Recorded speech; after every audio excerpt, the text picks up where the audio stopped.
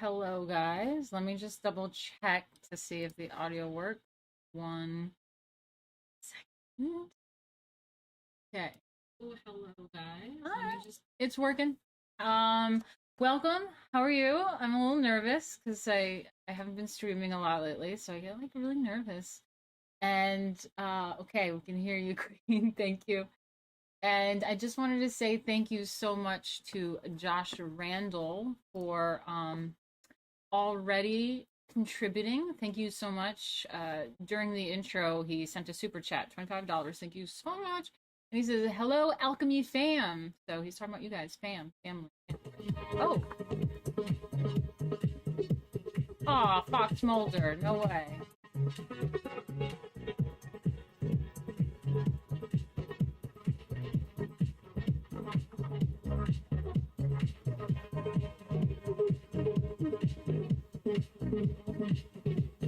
Thank you.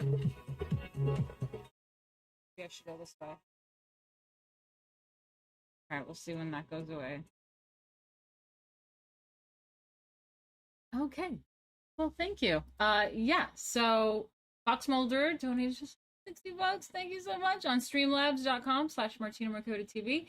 And Josh Randall disavows $25 through Super Chat, and he says, "Hello, Alchemy fam." So he's saying hello to you all. Good to see you again. Thank you. Yeah, like I said, haven't been streaming much, but I'm trying to get back into the rhythm of it.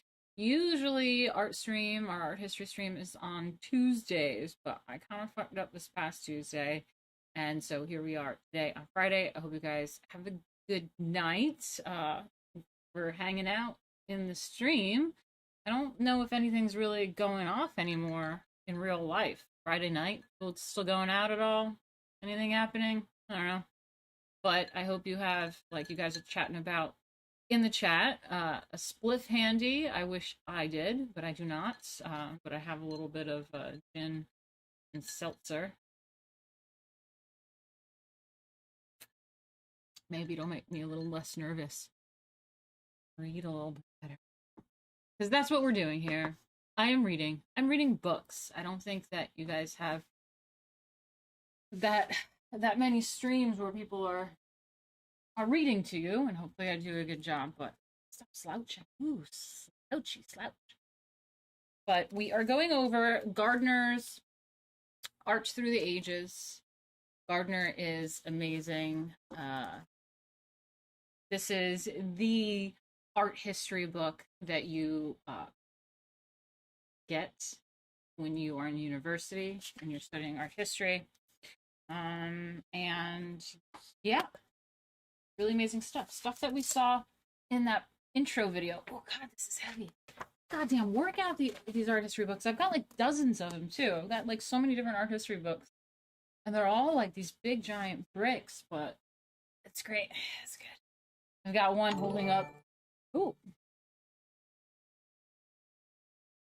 Hi, Martina, slightly smiling face. Slightly smiling face. I like that. Hi, BMT Lines. Nice to see you in here. You guys should check him out too, actually. He's a great photographer that knew me back in the day when I had purple hair. Purple hair. So thanks so much. If you guys, I'll just let that like play out. It's got nothing but cleavage going on right now. Oh, I think I left these little widgets on a little too long. I should maybe just turn them off. But I like to give you guys due credit when you donate, not just have it like fly right by.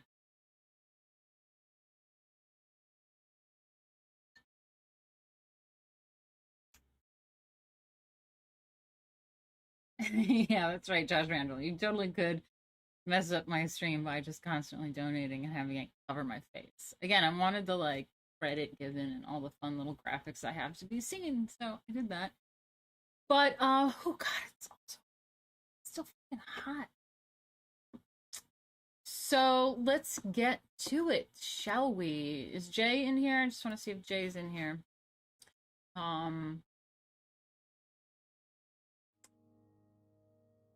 Okay.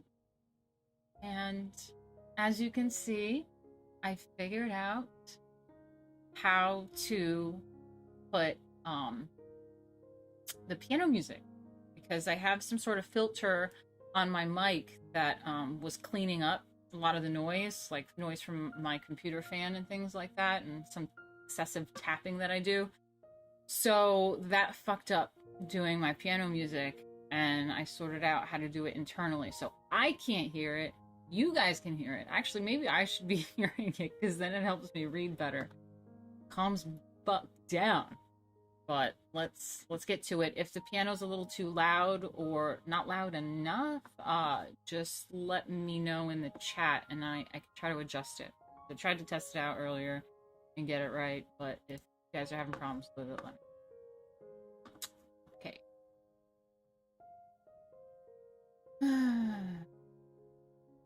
So,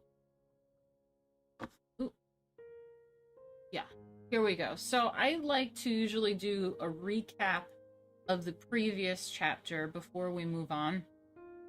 So we are moving on to a new chapter, which is Europe and America, 1800 to 1870. And we're going to start off with art under Napoleon and really focus on Romanticism. And I'm not sure, I think it's still connected to Romanticism, but it's landscape painting, I think, in the Romanticism kind of genre. But let's recap what we went over last chapter so we can then understand what we're dealing with here.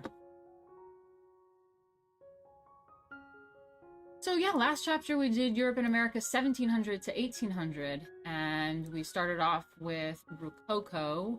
In the early 18th century, the centralized and, oh god, I hate this word, grandiose, that's how I read it. Word. You guys know how I'm pronunciation? My husband thinks I'm dyslexic, so just trying to say quinoa from reading it is absolutely terrible for me. I don't read quinoa when I see it. I see like quina or something. I don't know. Anyway, so yeah, a lot of like grand palace-based culture of Baroque France gave way to the much more intimate Rococo culture. So, yeah, Baroque, very like grand, ornate, I would say, is Baroque. Very ornate, very, very frivolous, they would say, but in a good way.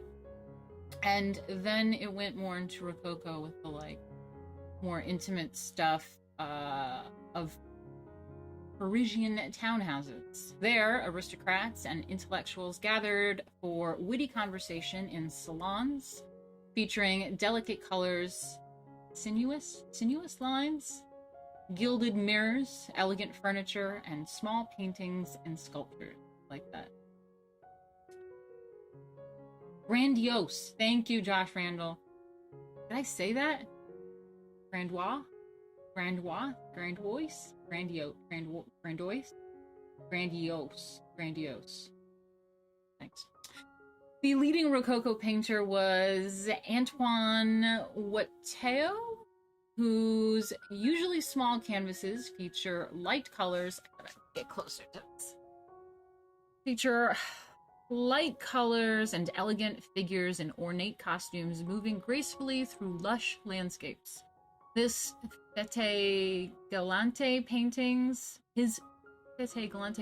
depict the outdoor amusements of French high society. Okay, Josh loathes the spelling of that word. I love the meaning of the word, but I hate reading it and then saying it out loud. It's like quinoa. I can't read those letters and come out with that.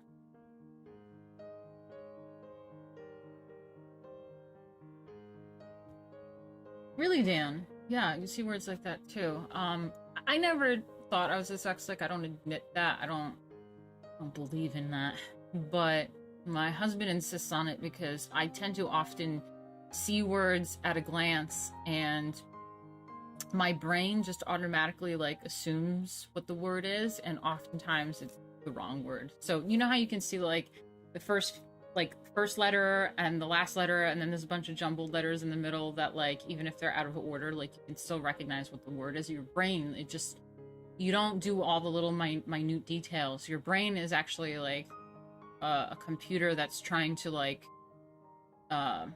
conserve conserve brain power. So thinking process, it just starts to speed up what you think things are, and it like assumes for you. And I just always thought that my brain was assuming things at a rapid rate and then getting things wrong. But my husband's like, nah, you're dyslexic. And I was like, oh, I don't know. Okay. So what do we have? Then we have the Enlightenment. That was wait. So this is what we were talking about with the Rococo stuff. They have like these landscapes that are just very elegant, light and fluffy. That's what I call it, light and fluffy. Then there's the Enlightenment. By the end of the 18th century, revolutions had overthrown the monarchy in France and achieved independence for the British colonies in America. A major factor was the Enlightenment, a new way of thinking critically about the world, independently of religion and tradition, that also helped foster the Industrial Revolution, which began in England in the 1740s. So if you guys remember learning this in history, Western Civ or whatnot, you remember how the Enlightenment kind of became a new way of thinking that, as they say, helped foster the Industrial Revolution. The Enlightenment promoted scientific questioning of all assertions and embraced the doctrine of progress. The first modern encyclopedias appeared during the 18th century, making accumulated knowledge widely available. Fantastic. All that stuff. Yeah, so then they have this, you see it, yeah, the Canaletto, the Riva. Okay, they got Venice. They got a painting of Venice here, circa 1735 to 1740, and this was the whole concept of, I think we're getting into it, the Grand Tour, which is amazing that our show is now named after. Makes sense now. So the Enlightenment also made knowledge of ancient Rome imperative for the cultured elite. And Europeans and Americans in large numbers undertook a grand tour of Italy. Among the most popular souvenirs of the Grand Tour were Antonio Canaletto's, his painting of Venice that I just showed you, rendered in precise Renaissance perspective with the aid of a camera obscura. Rejecting the idea of progress, Jean-Jacques Rousseau, one of the leading French philosophers, argued for a return to natural values and exalted the simple, honest life of peasants. His ideas had a profound impact on artists such as Jean-Baptiste Simon Chardin, who painted sentimental narratives about rural families. So that's what you see over here. I don't know if you can see my cursor, but it's basically a mother and her children, and it's like, it's called Saying Grace, 1740. So it was just a simple, this is complete opposite of this Baroque and Rococo kind of opulence that they saw. This was going back to the simplistic stuff. It reminds me of actually a few chapters ago when we were going over Caravaggio, because he was doing the same thing. They were doing all those really grand religious, very epic religious artworks, with it just being very opulent, and Caravaggio looks like that. It was just very basic, very simple, very mundane kind of thing, and got rid of all the opulence. He rejected that whole thing. The taste for the natural also led to the popularity of portrait painting set against landscape backgrounds, a specialty of Thomas Gainsborough, among others, and to a reawakening of an interest in realism. Benjamin West represented the protagonist in his history painting attire in contemporary dress. Then we got to Neoclassicism. Towards the end of our video, the Enlightenment revival of interest in Greece and Rome also gave rise in the late 18th century to the artistic movement known as Neoclassicism. Now that's a word. Neoclassicism. Which incorporated the subjects and styles of ancient art. Oh, how's the piano doing? Can you hear me on the piano, like, all right? Are we at a good balance going on here? All right, we'll keep going. Classical art also became a subject for scholarly inquiry. Johann Joachim Winckelmann, the first modern art historian. Oh, yeah. Thanks, Fiery. Thanks, man. Nice to see you.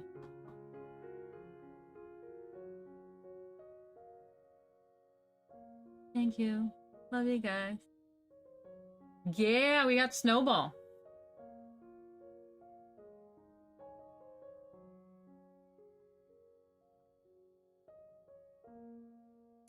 Snowball gave $10, thank you, or $9.99. $9.99 for epic and opulent artworks. Thank you. Should really make these widgets a little shorter. I just wanted to give you guys, make sure you like really felt like you got something out of donating, not just that it flashed up and disappeared and I move on.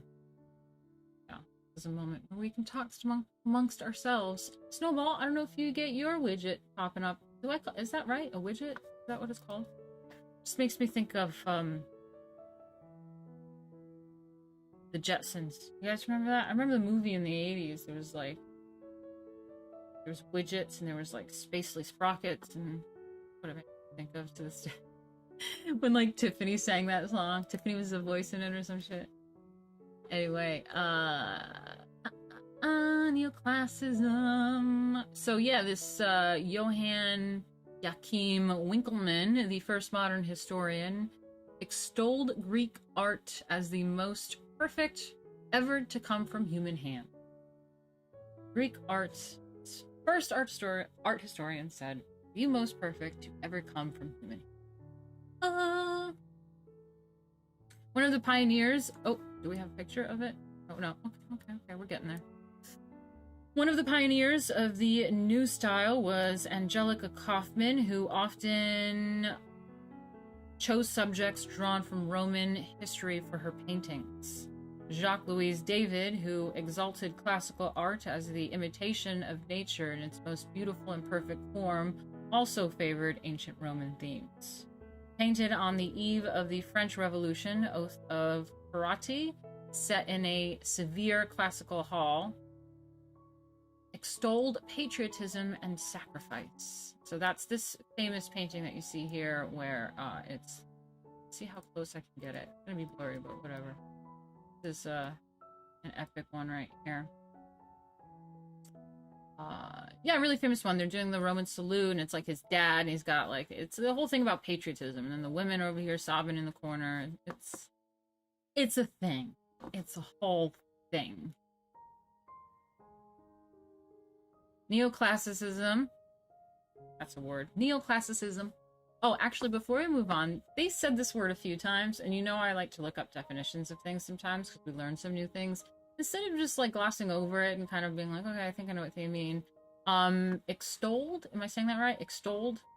I mean, to me, they also said the other word exalted, and that's what that in this context. That's what I'm getting the feel of the definition, that it's like some sort of other word that's similar to exalted. So let me just see extol, because I'm very curious about this definition.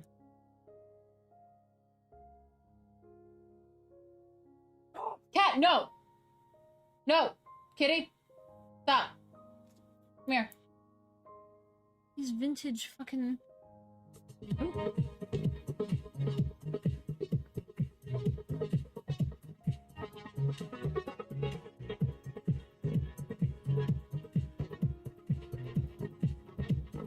Kitty?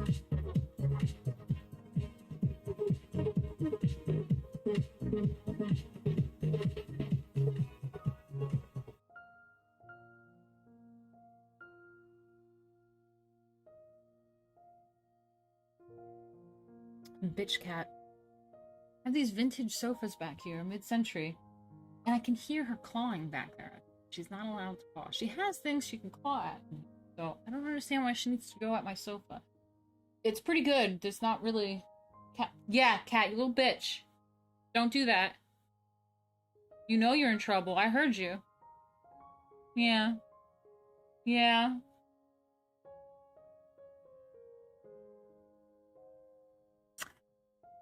It's okay, still.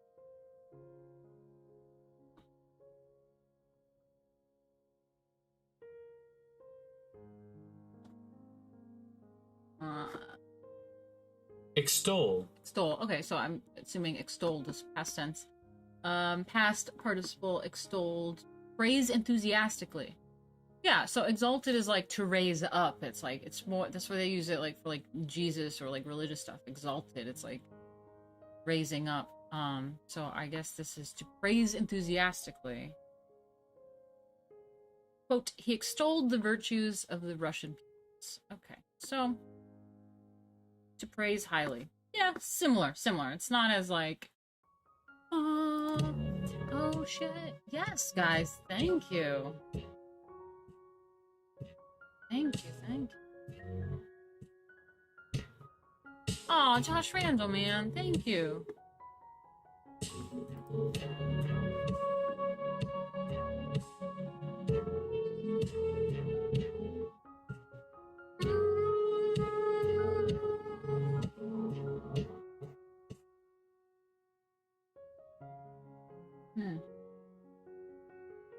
Josh Randall, thank you so much. I've been missing you. I hope you're doing well with your, do I say retirement? He says, really great to see you again. I'm glad you guys are enjoying it. I've missed it. I gotta get back onto this, properly. And there's also $10 from Chronic Schizo. Thank you so much. You guys are always really supportive. I really appreciate it. And just so you know, there is super chats. Feel free to use that. I don't care, whatever. But there is also Streamlabs, which they don't take a cut of it. Streamlabs does. They take like a third, and no, sorry, yeah, super chats takes a third.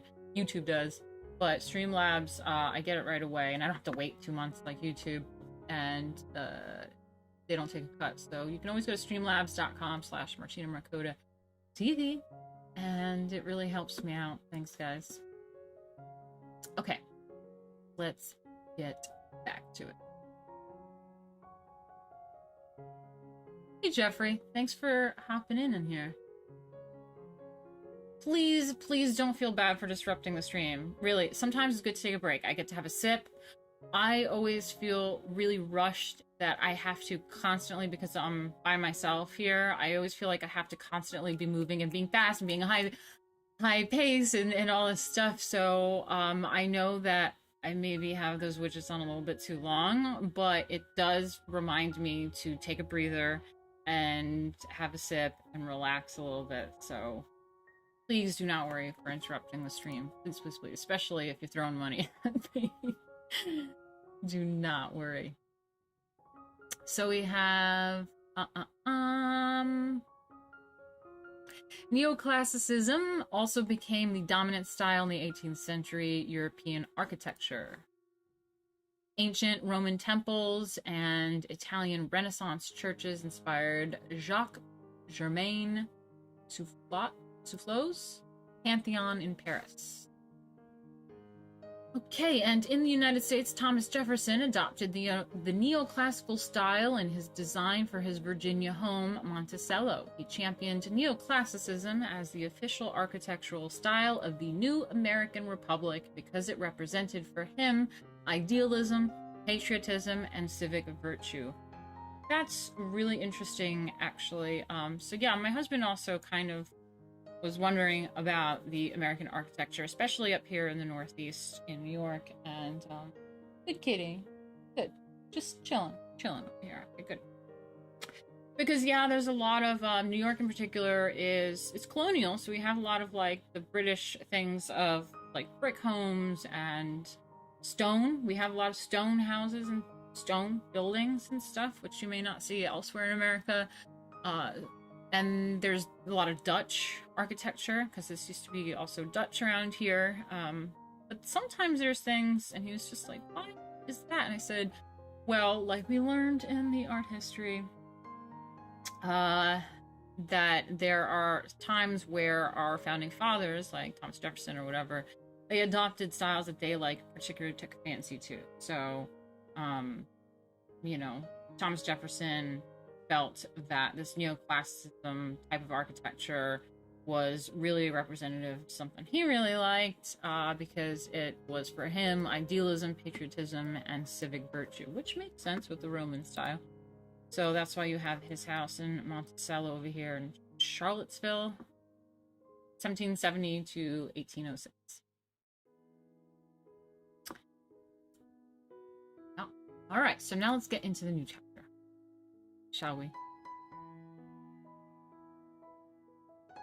All right, we got this guy. They always have like an intro image, and they end up talking about it later, but we can kind of have like a quick little look-see. We're dealing with Europe and America, 1800 to 1870. And this is Nader, Eugene Delacroix, circa 1855, and it's a modern print. So this is the first time we are seeing a photograph. This is the first time we're seeing a photograph in the entire art history book. So we're getting there. We're really getting into the modern times, because once photography becomes a thing, it changes the whole landscape and the whole thing about art and art history. This is 1855. It's a modern print. It's 8.5 inches by 6 2/3 inches, and it's from the original negative. Wow, so this is from the negative. Cool. Bibliothèque Nationale in Paris. Cool. I like the portraits where he's got his hand inside the jacket. Like, you gotta do that more often. Looking away, hand in the sleeve, in your jacket, hand in the pocket. Cool.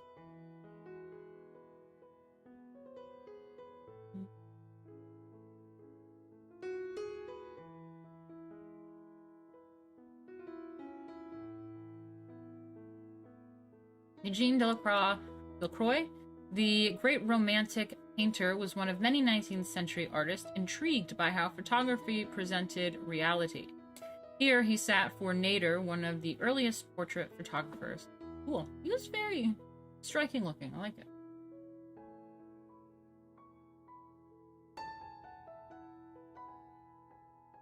Okay, so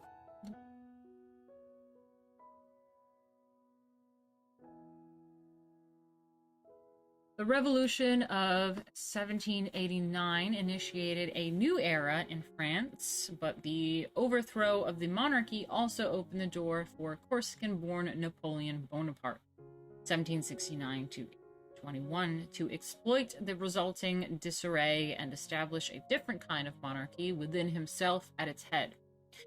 In 1799, after serving in various French army commands, Napoleon became first consul of the French Republic, a title with clear and intentional links to the ancient Roman Republic.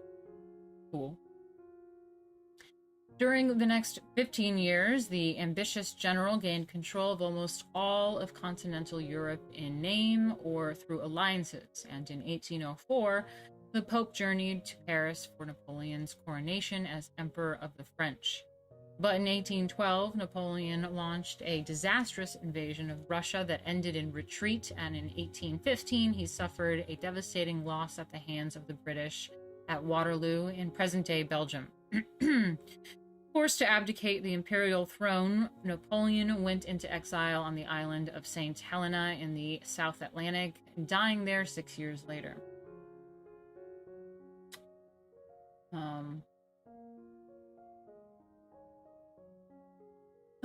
Of course I'm saying it wrong. Someone says I'm saying it wrong, kind of like LaCroix water. I don't know how you say that water either. I'm just thinking of the designer, the fashion designer.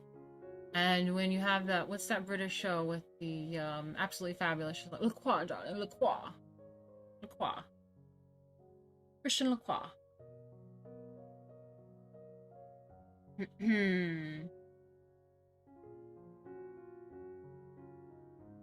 So let's get back to it. Sorry. Following Napoleon's death, the political geography of Europe changed dramatically. We have a map. Let me bring you the map. Bring out the map.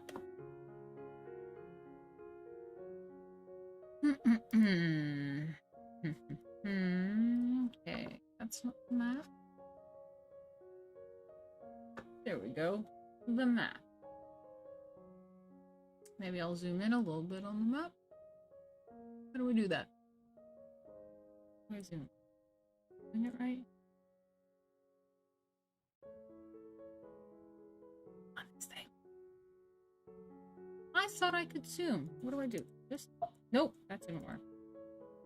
Fuck.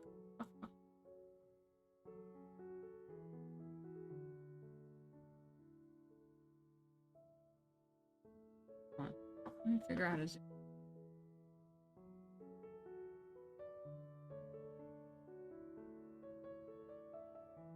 You know what I'll do? I'll just bring up the picture.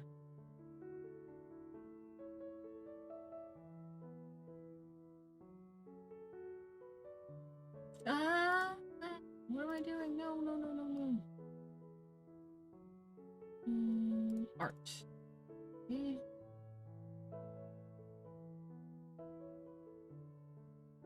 Screenshot. I'm looking for screenshot. 2021 8/27. Okay. Should be it. Go. Oh god. I'm gonna have to adjust every time, aren't I?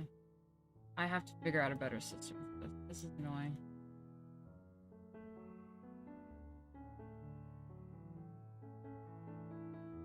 Alright, now I can zoom in though.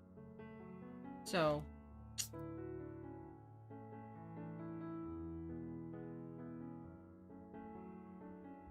alright, well, let's read a little bit more.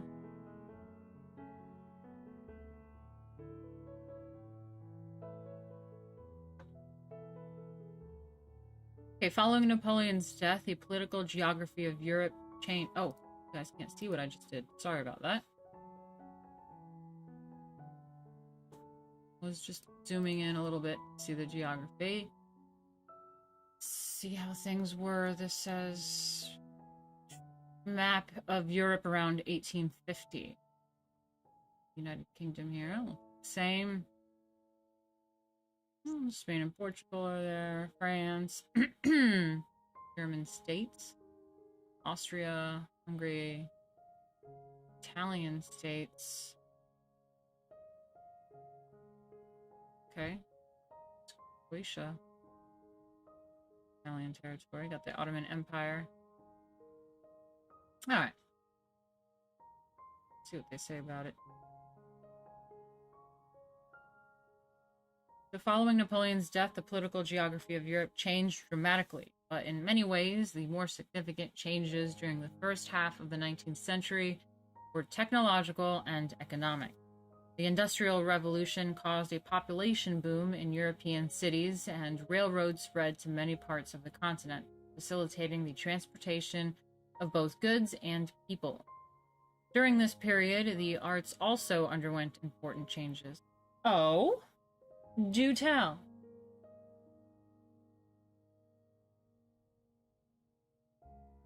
Do tell.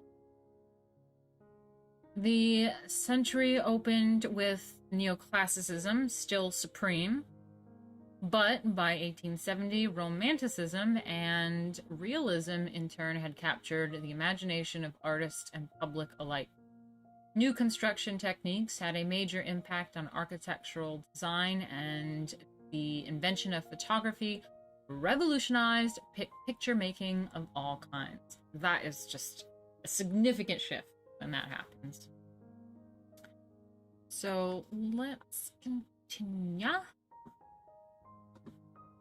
with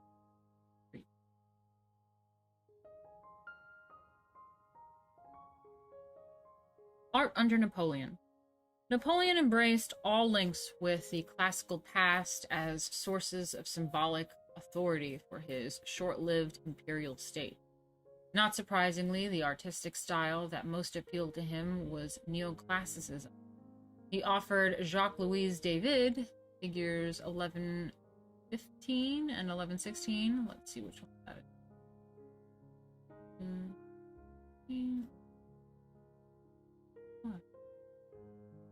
We didn't check. Oh, wait, what? Oh, let's see.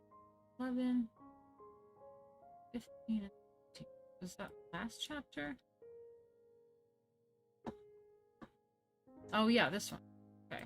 This guy. Yeah, this one. The Oath of Karate. Alright. And the Death of Marat. Right.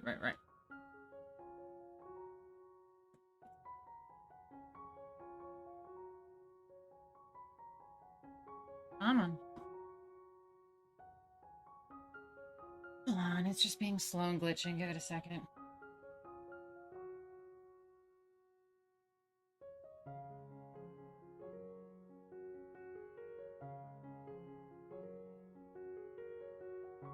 He offered Jacques-Louis David the figures that we just saw, the artist of the figures we just saw, the positions of first painter of the empire, and commissioned various architects to design buildings and monuments based on ancient Roman models. I mean, that's always what happens. We're always getting back to the Roman shit. I'm not shit. Antonio Canova. Napoleon's favorite sculptor was Antonio Canova, 1757 to 1822, who somewhat reluctantly left a successful career in Italy to settle in Paris and serve the emperor. Once in France, Canova became Napoleon's admirer and made numerous portraits, all in the neoclassical style of the emperor and his family. Perhaps the best known of these works is the marble portrait of Napoleon's sister, Pauline Borghese, as Venus. Oh, yes, I thought that was more of like a Venus thing. Okay, so let's switch pictures here, shall we?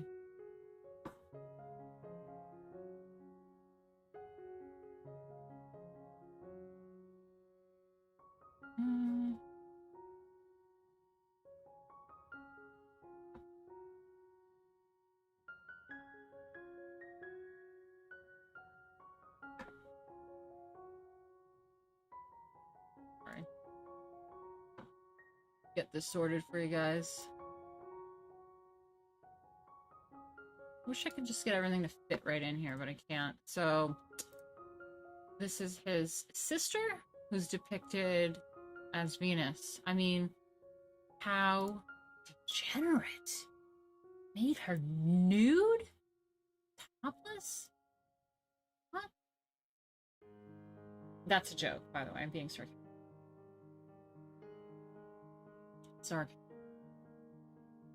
But lovely pose. Look at this pose. Very elegant. Love it. Love, love, love.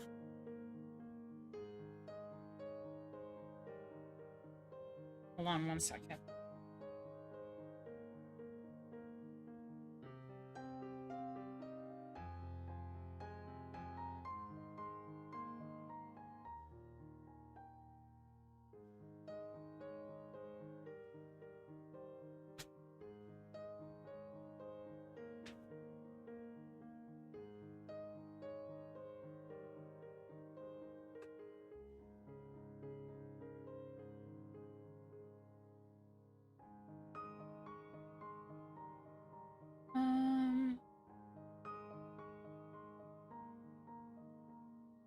All right, let's read about her. Initially, Canova had suggested depicting Borghese, am I saying that right? Borghese? As Diana, goddess of the hunt. Pauline, however, demanded to be shown as Venus, goddess of love. Thus she appeared reclining on a divan? I mean, I would call it a chaise lounge. And gracefully holding the golden apple. The symbol of the goddess's triumph in the judgment of Paris. Canova clearly based his work on Greek statuary. The semi-nude body and sensuous pose recall Hellenistic statues such as Venus de Milo. I mean, figure. These are classical things. Nudity? Don't you mean degeneracy? Ooh. Going on? I'm dashing to the pizzeria. Be back in 15, slightly smiling face. The pizzeria. I was wondering what she was trying to say. Ooh, the pizzeria. I'm jealous. I want some pizza. All right, I'll see you in 15. We'll be here. Thank you, Josh. You're the best. The French public was never able to admire Canova's portrait, however. Napoleon had arranged the marriage of his sister to an heir of the noble Roman Borghese family. Once Pauline was in Rome, her behavior was less than dignified, and the public gossiped extensively about her affairs.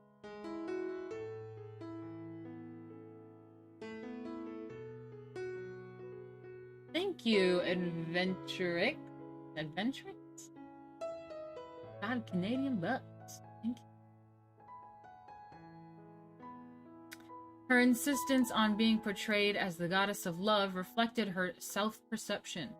Due to his wife's questionable reputation, Prince Camillo Borghese, 1775 to 1832, the work's official patron kept the sculpture requested in the Villa Borghese.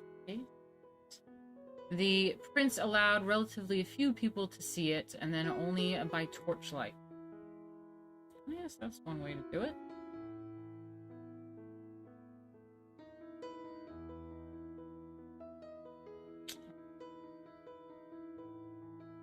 Let's get back to the reading. Oop. Oh my god. Don't know how to maneuver this thing.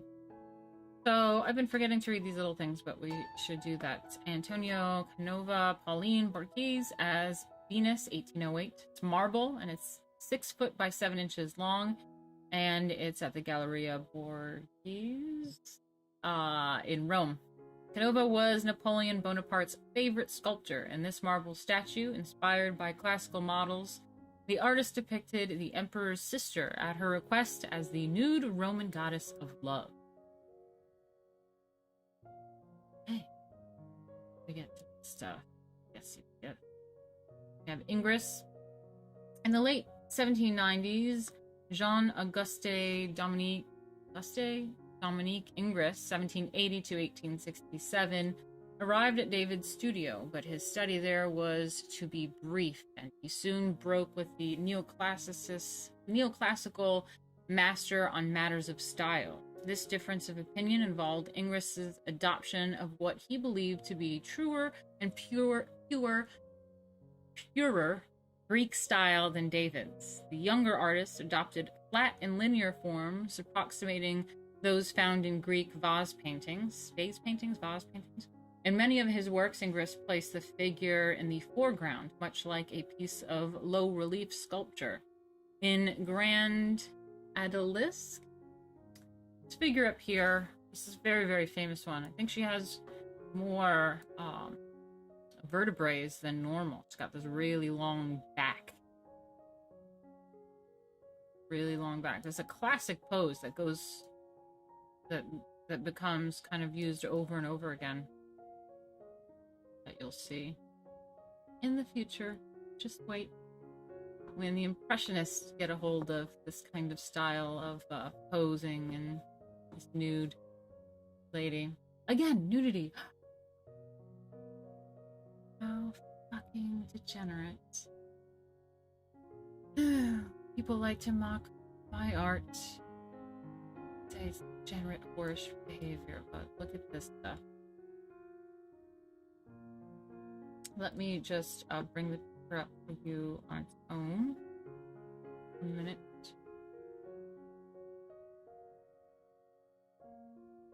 Oh, God. See how...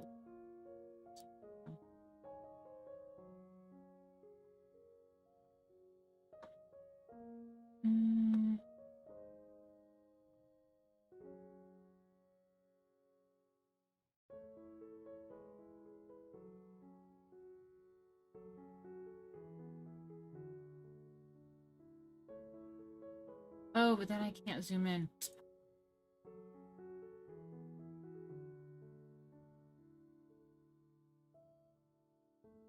Thank you, Jojo. Nice to see you in here.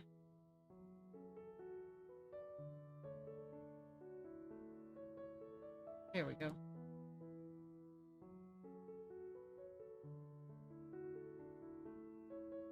This is a very, like, long horizontal-wise painting, unfortunately. So it looks like shit on the screen, but let me just zoom in a little bit for you. See what I can do here.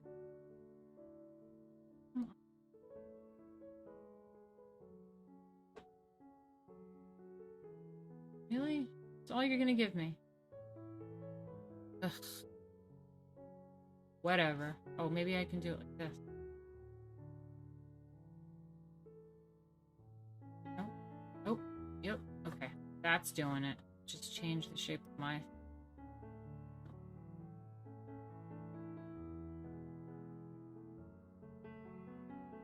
I always think that I have everything all prepped and ready to go, but this is very difficult to do. I wish I had like some sort of assistant.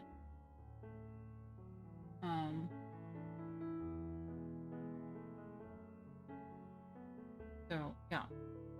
Lovely gaze here. I love her head wrap and the jewelry that she has. She has some more jewelry down here. Love it.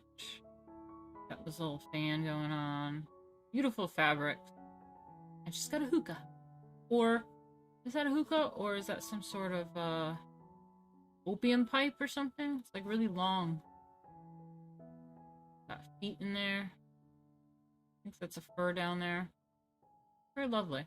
So, let's read. In the late 1790s, Jean-Auguste... Oh, yeah. So, in the foreground, he had things just like the relief paintings, sculptures.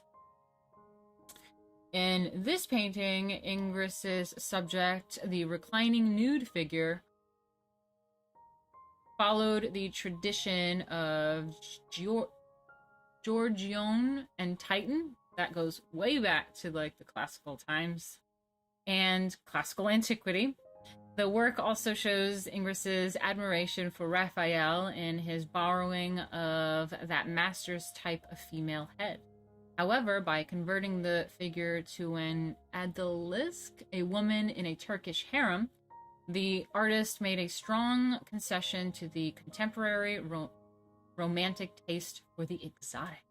Discuss next.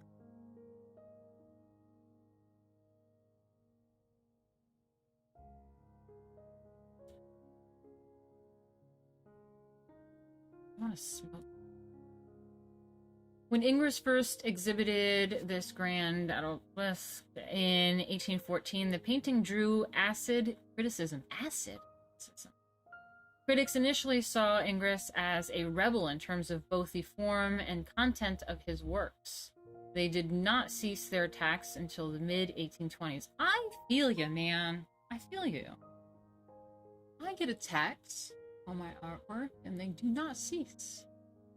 But yeah, they did not cease their attacks until the mid-1820s when Eugene Delacroix appeared on the scene. Ingres soon led the academic forces in their battle against the barbarism of Delacroix, Theodore Gericault, and the Romantic movement.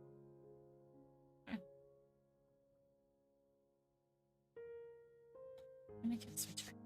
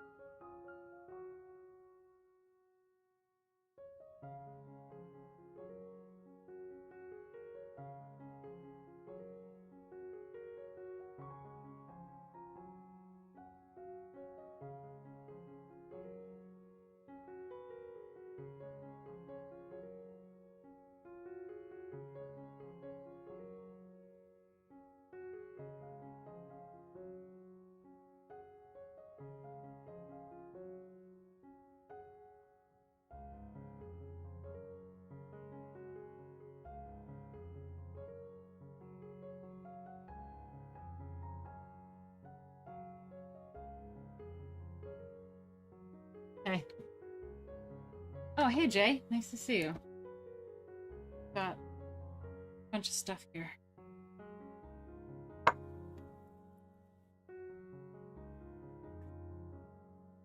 You guys are enjoying your Friday night.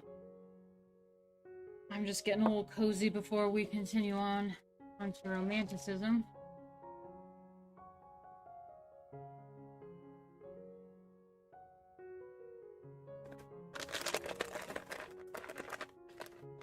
Damn. One cigarette.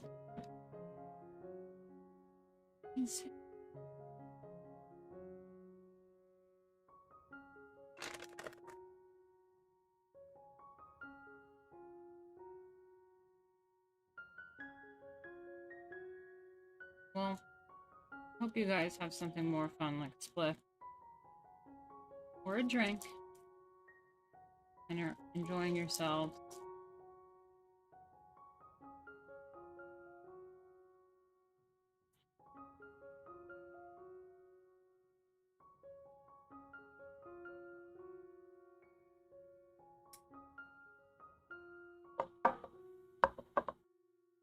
Jamie's asking, which country has the best artists?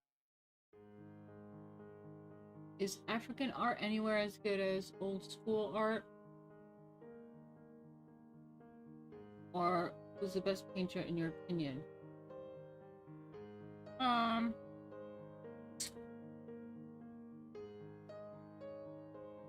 Painter?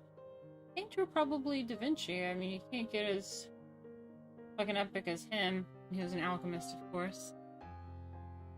But, my favorite artist is Bernini. And yeah, I think Western art is the best. Can't get better than Western art, man.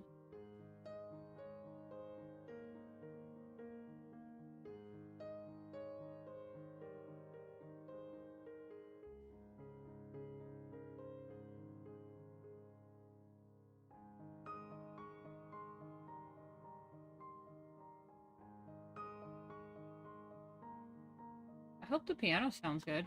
Let me check it out, hold on. It might, like, sound weird, because I'm going to listen to the audio and it's going to be delayed. I'll take any... Now's a good time to Streamlab, or donate or something. I'm just sitting here smoking. I'm not going to read while I smoke. Sound weird. I'm going to listen to the audio and it's delayed. I'll take any... Now's a good time to Streamlab. Nice piano. Good little piano music. Like...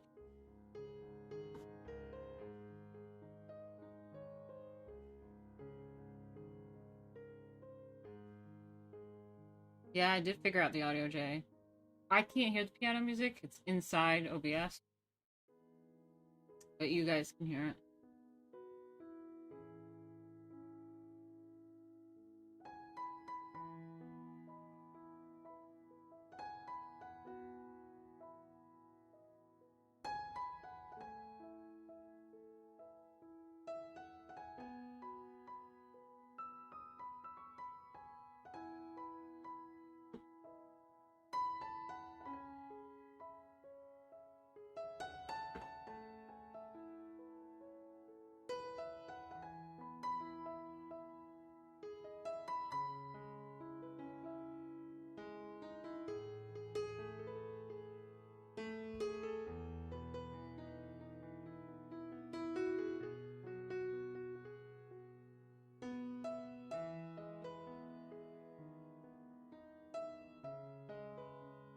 Alright, I guess.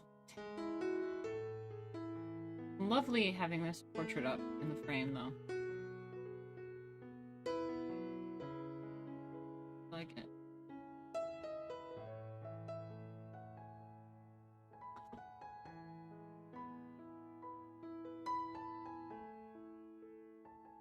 Guess I'll save this since I have limited tobacco.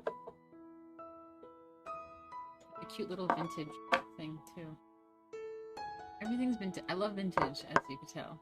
I mean, sorry, antique. Romanticism. Whereas Neoclassicism's rationality reinforced Enlightenment thought, particularly Voltaire's views, Rousseau's ideas contributed to the rise of Romanticism. Rousseau's exclamation, "Man is born free, but is everywhere in chains." I feel you, Rousseau. I feel you. I fucking feel you.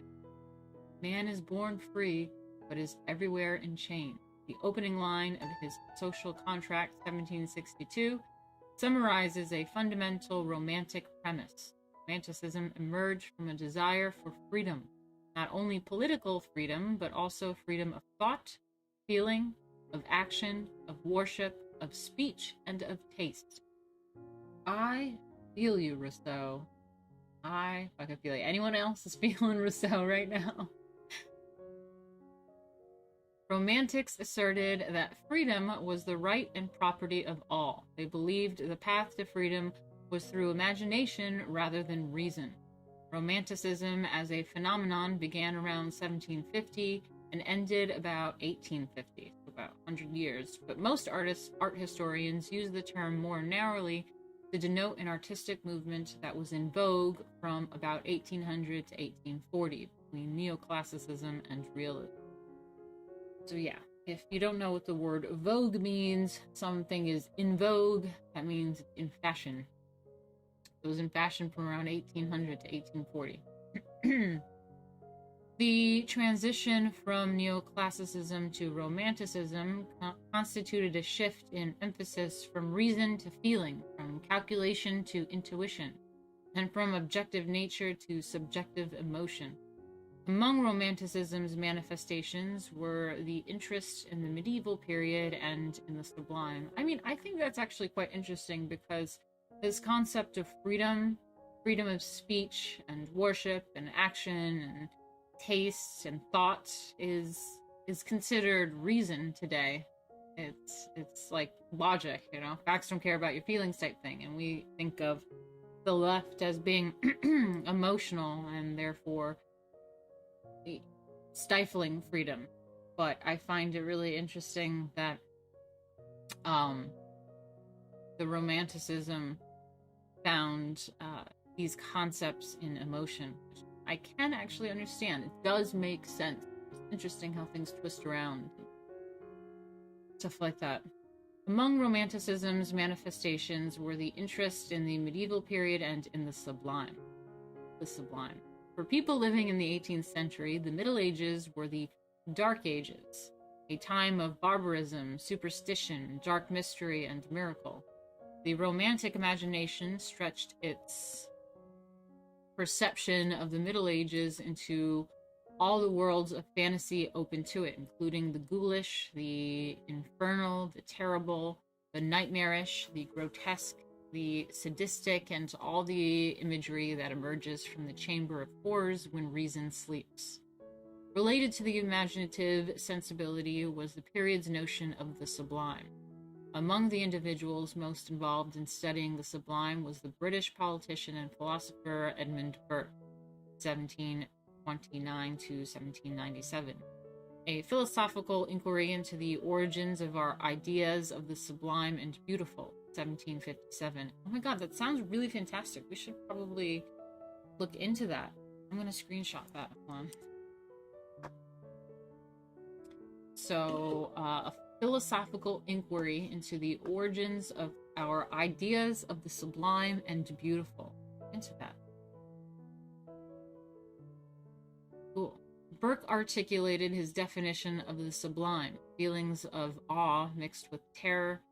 Burke observed that pain or fear evoked the most intense human emotions, and that these emotions could also be thrilling. It's like horror movies. Thus, raging rivers and great storms at sea can be sublime to their viewers. Accompanying this taste for the sublime was the taste for the fantastic, the occult, which means secret or hidden, and the macabre, for the adventures of the soul voyaging into the dangerous reaches of consciousness.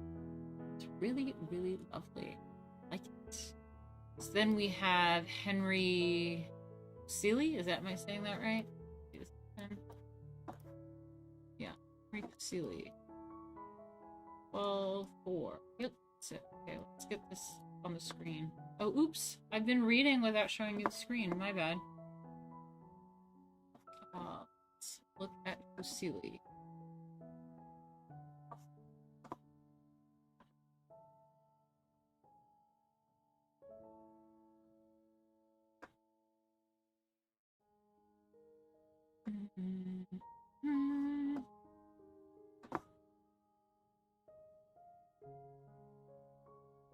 So I'm not sure if you guys have seen this one. I mean, really cool. Cool, let's check this out. Oops. Make it bigger.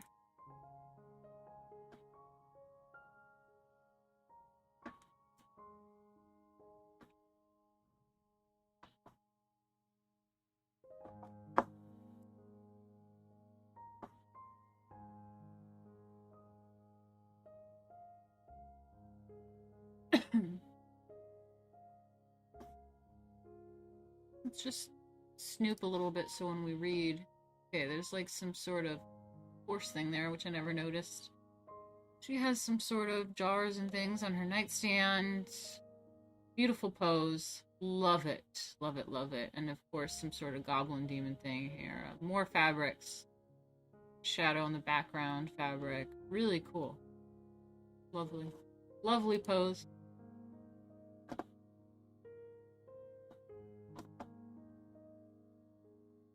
The concept of the nightmare is the subject of a 1781 painting by Henry Fuseli, 1741 to 1825. Swiss by birth, Fuseli settled in England and eventually became a member of the Royal Academy. Largely self-taught. There you go, Jay. Largely self-taught, he contrived a distinctive manner to express the fantasies of his vivid imagination.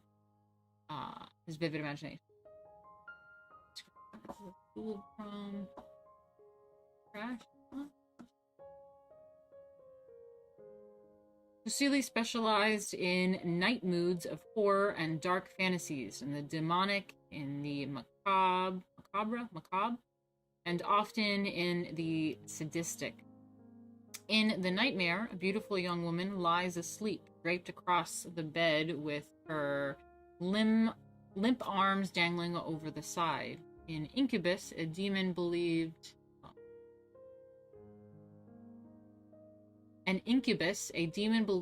in medieval times to prey, often sexually, on sleeping women, squats ominously on her body. In the background, a ghostly horse with flaming eyes bursts into the scene from beyond the curtain. Fuseli was among the first to attempt to depict the dark terrain of the human subconscious that became fertile ground for later artists to harvest. That's interesting. This incubus, the right always talk about succubus, but there is the incubus preying on sleeping women sexually. My God. Hey.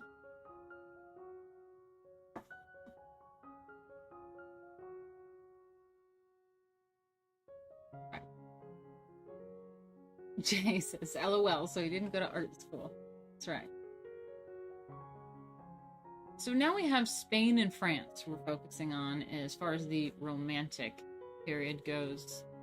From its roots in the work of Fuseli and other late 18th century artists, Romanticism gradually displaced Neoclassicism as the dominant painting style of the first half of the 19th century. The leading Romantic painters were Francisco Goya in Spain and Theodore Gericault and Eugene Delacroix in France. Hi, Jay Hayes. I haven't seen you around here before. Welcome, welcome. He says, did he invent the horror genre as an art? Yeah, I mean, I think so. It reminds me of horror movies as far as in using fear and these dark themes to bolster some sort of emotion which can be thrilling. So I would say yes, that makes sense. And then we have Francisco Goya. I'm sure we've all heard of Goya. Let me make myself here. See how many people we have in here. 29. Hi guys. Seltzer out.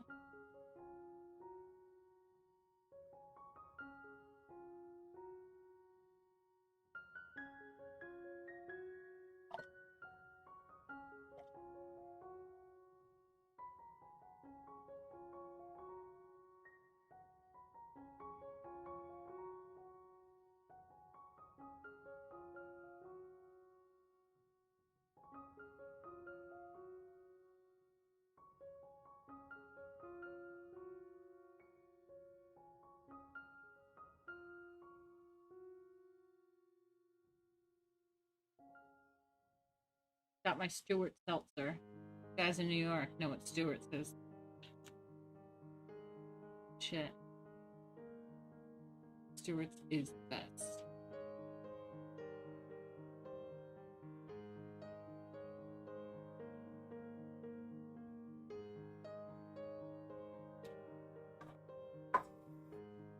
Okay, so yeah, we have Goya. Although Francois José de Goya Lucientes, 1746 to 1828, was David's contemporary, their work has little in common.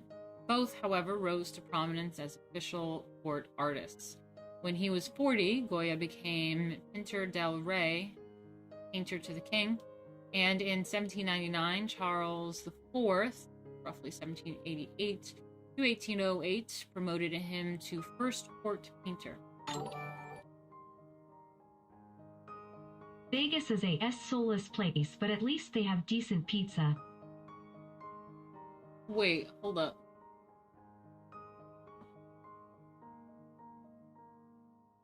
Josh Randall, you in Vegas? Do you live there, or are you just visiting?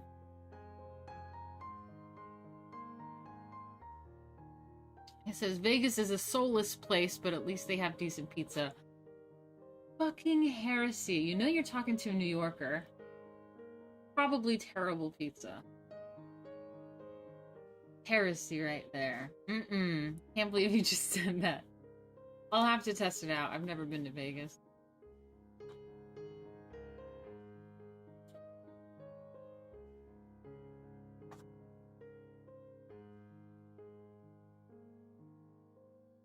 Jamie says, I'm hardcore. I'm drinking the fabulous Scottish drink, Penance. And so the culture.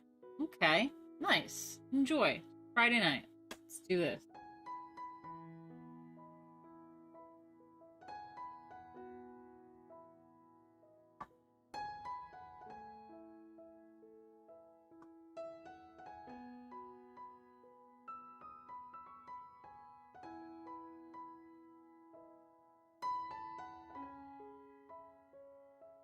Sorry, hold on 1 second. Computer's being really slow with all this going on.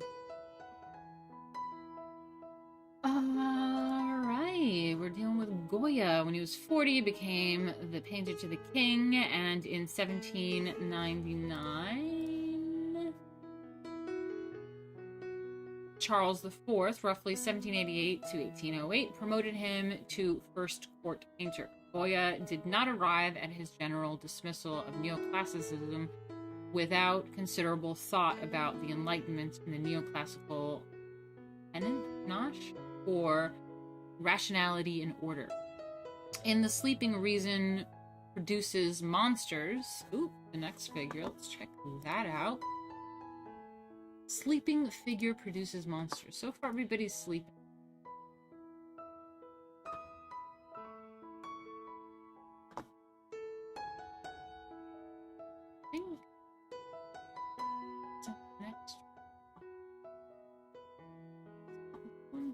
Yeah. Okay. Oh yeah. The sleep. Oh no. The sleep of reason produces monster. Cool. It looks like some sort of etching. Hold on. Can you guys do this? Yeah, you can see.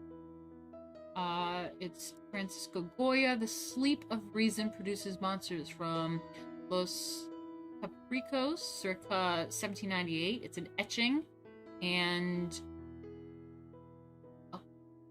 wait. Let me look this up. Ooh. AQUA. Aquatint? Aquatint. That's what it is. Aquatint. See, I get like retarded when I read. Aquatint. Yeah, aquatint. What is that? It's a print resembling a watercolor produced from a copper plate etched with nitric acid. Okay, aquatint. I wonder if anyone uses aquatint anymore. Ooh.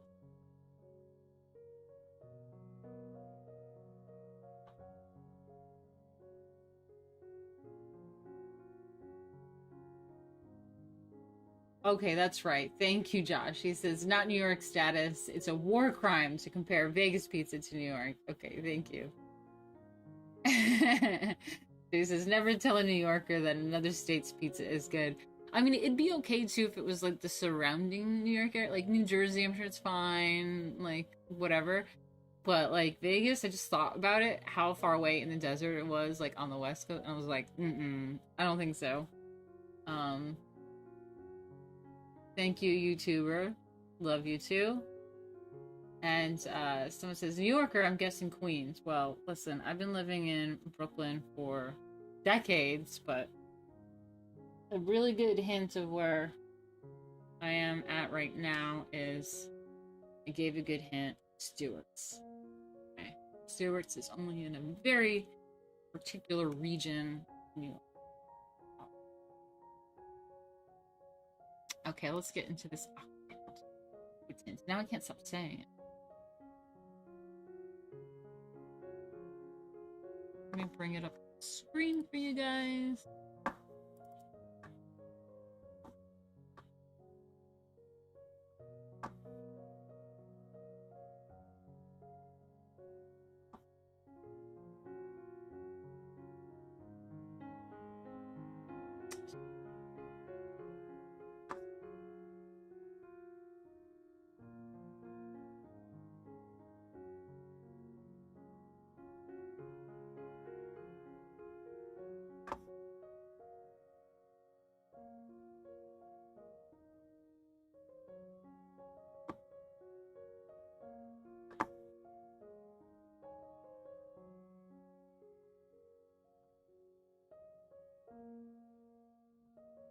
It is a really cool illustration. Jay, do you see this?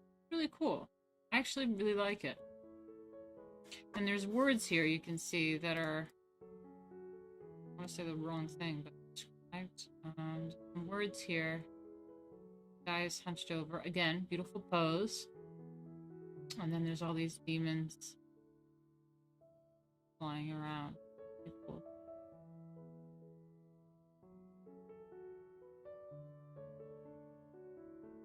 And even this negative space here, or the static going on here, is really cool.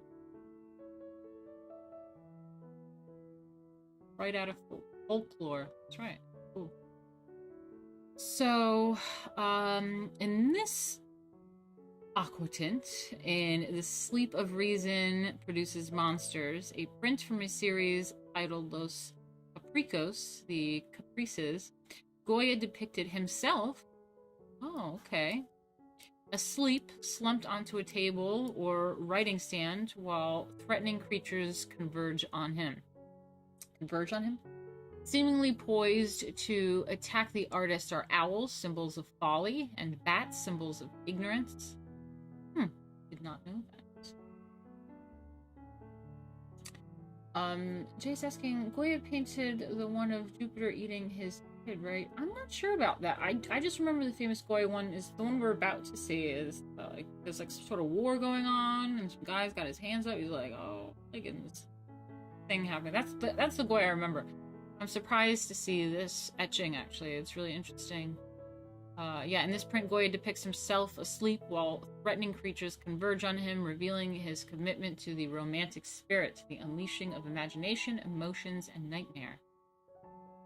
The viewer might read this as a portrayal of what emerges when reason is suppressed, and therefore as an espousal of Enlightenment ideals.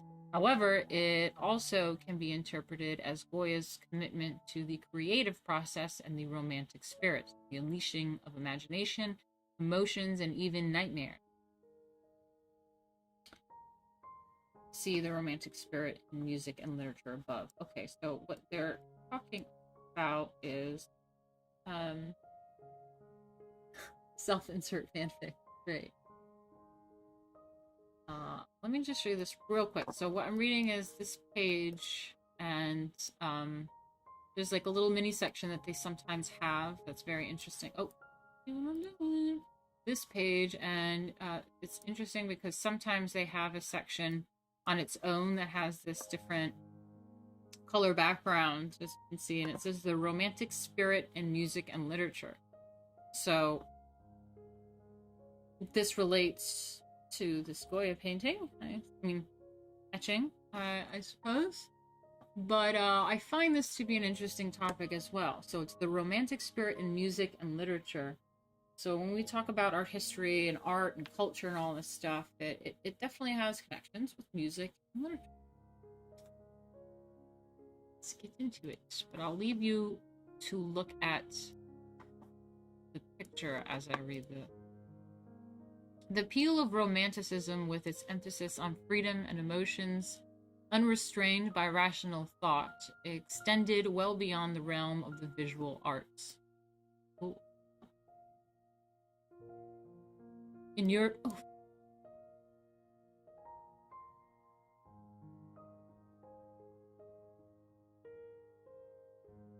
European music, literature, and poetry, The Romantic spirit was a dominant presence during the late 18th and early 19th centuries.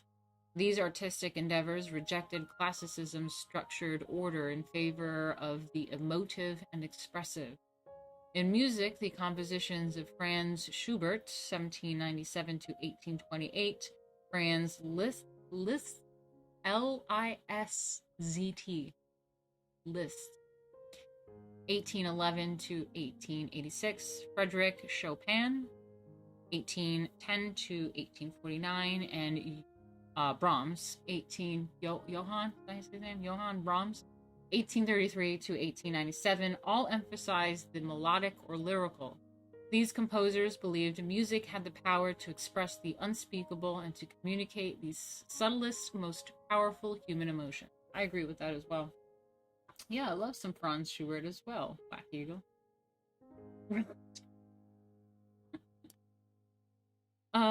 In literature, Romantic poets such as John Keats, 1795 to 1821, William Wordsworth, 1770 to 1850, and Samuel Taylor Coleridge, 1772 to 1834, published volumes of poetry that manifested the Romantic interest in lyrical drama.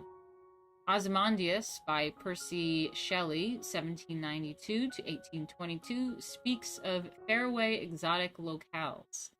The setting of Sardanapalus, 1821 by Lord Byron, 1788 to 1824, is the ancient Assyrian Empire. Byron's poems conjures images of eroticism and fury unleashed, images of the kind that appear in Delacroix's painting Death of Sardanapalus. Eroticism? Fury unleashed? You don't say. Don't say. One of the best examples of Romantic spirit is the engrossing novel Frankenstein, written by Shelley's wife, Mary Wollstonecraft Shelley, 1797 to 1851. Did she hyphenate her? Oh no, it's not hyphenated. It's just like middle name. Yes, this is Goya. Okay. This fantastic tale of a monstrous creature run amok. I'm talking about Frankenstein right now. So, what is it? Mary Shelley wrote Frankenstein. Frankenstein is, I guess, also in the Romantic spirit about like dark things and fear and fury and pretty much goth shit. I didn't realize Romanticism was goth. This fantastic tale of a monstrous creature run amok not only embraced the emotional, but also rejected the rationalism that underlay Enlightenment thought. Dr. Frankenstein's monsters was a product of science, and the novel is an indictment of the tenacious belief in science that thinkers such as Voltaire promoted. Frankenstein served as a cautionary tale of the havoc that could result from unrestrained scientific experimentation and from the arrogance of scientists like Dr. Frankenstein. I mean, is that not poignant today? I mean, if we're talking about vaccines and science and all that, like, let me just say this again. Frankenstein served as a cautionary tale of the havoc that could result from unrestrained scientific experimentation and from the arrogance of scientists like Dr. Frankenstein. Frankenstein's monster was a product of science, and the novel is an indictment of the tenacious belief in science that thinkers such as Voltaire promoted. Frankenstein served as a cautionary tale of the havoc that could result from unrestrained scientific experimentation and from the arrogance of scientists. I mean, wow. Wow, that's really poignant right now. Amazing. Okay, let's get back to this.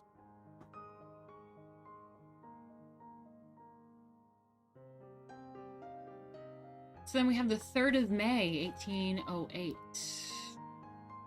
To A dissatisfaction with the rule of Charles IV increased. The political situation grew more tenuous.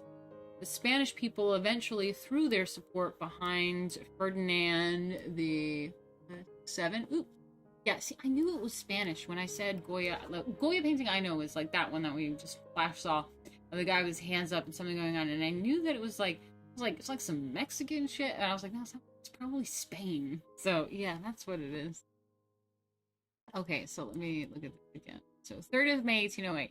A dissatisfaction with the rule of Charles IV increased. The political situation grew more tenuous. The Spanish people eventually threw their support behind Ferdinand VII, son of Charles IV and Queen Maria Luisa, in the hope that he would initiate reform. To overthrow his father and mother, Ferdinand enlisted the aid of Napoleon Bonaparte, who had designs on the Spanish throne and thus willingly sent French troops to Spain. Not surprisingly, as soon as he ousted Charles IV, Napoleon revealed his plan to rule Spain himself by installing his brother Joseph Bonaparte, 1808 to 1813, on the Spanish throne.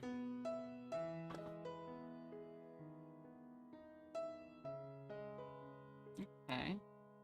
The Spanish people finally recognized the French as invaders, sought a way to expel the foreign troops. On May the 2nd, 1808, in frustration, the Spanish attacked Napoleon's soldiers in a chaotic and violent clash. In retaliation and a show of force, the French responded the next day by executing numerous Spanish citizens. That's what we see here. Yeah, this is the famous Goya one that I remember in art history.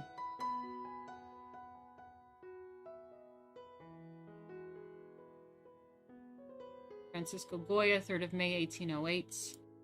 1814 to 1815, oil on canvas. 8 foot 9 inches by 13 feet 4 inches. Damn, it's big. And it's in a museum in Madrid. Goya encouraged viewer empathy for the massacred Spanish peasants by portraying horrified expressions and anguish on their faces, endowing them with a humanity lacking in French firing squads. Okay, let's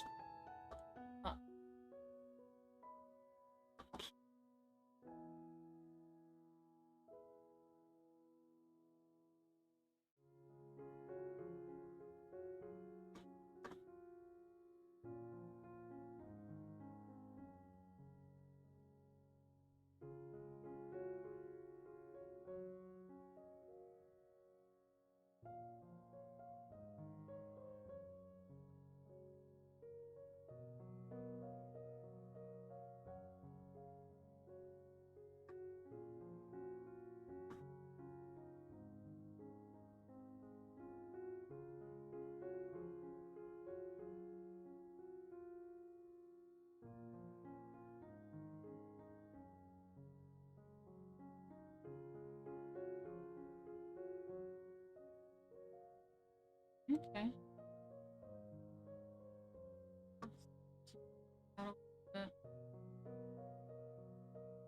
And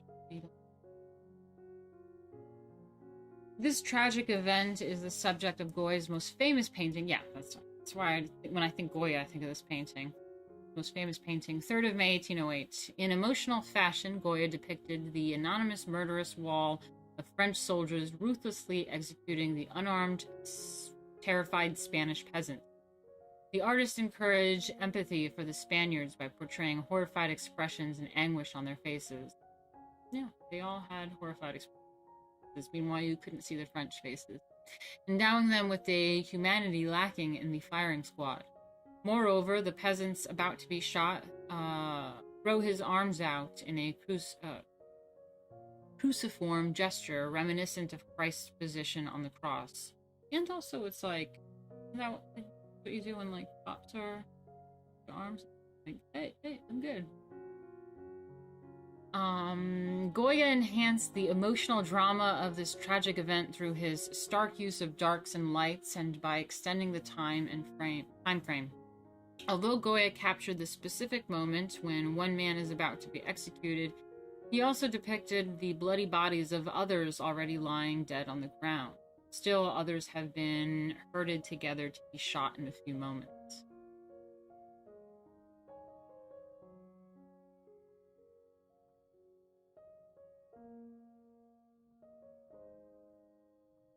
Okay, I'm gonna have you guys just sit on that picture while I go to the bathroom.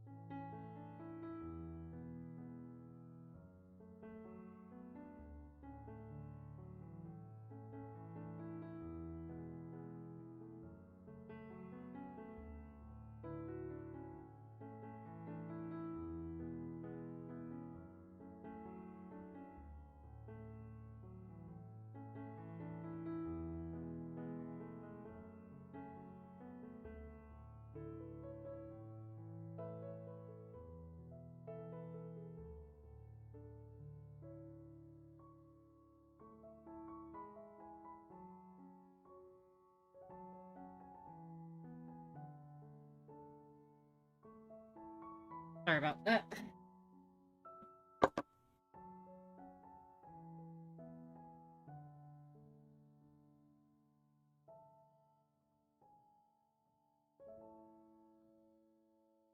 Thank you, Josh. Like the room? I painted the walls and did all of it. I had all my antique furniture in storage since 2017. Finally out. A lot of fun stuff.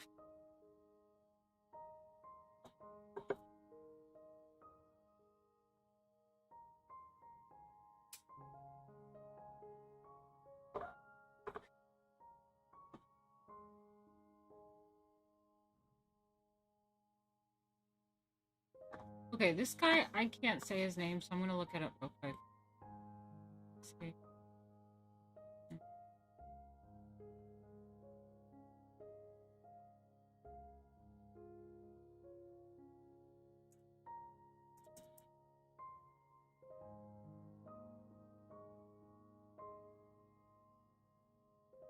Pronouncenames.com. Remember that? Pronouncenames.com.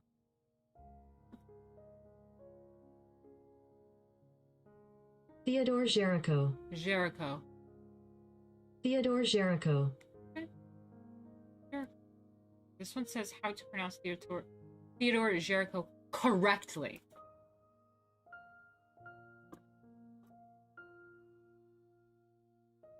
Oh, this is Julian the Frenchman who makes French pronunciation videos right here on YouTube, and we are looking at how to pronounce this name. We're going to be looking at how to pronounce more famous French painters' names as well, so make sure to stay tuned and consider subscribing. He was an influential French painter and lithographer, best known for his art, his painting known as the Raft of the Medusa. Raft of Medusa, So how do we'll you get go there. about pronouncing his name? In French, in France, it is said as Theodore Gericault. Theodore Gericault, but it'd be fine in English to say it as... I was saying Gericault. Gericault. Gericault? Alright, I'm saying Gericault. Theodore Gericault. Theodore Gericault. Theodore Gericault from French. Gericault. Theodore Gericault. Gericault. Okay. Theodore Gericault.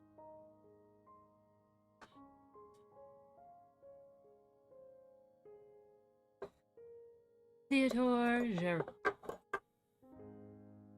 In France, one of the two greatest Romantic painters was Theodore Gericault, 1791. See how nice it is to know how to say the name?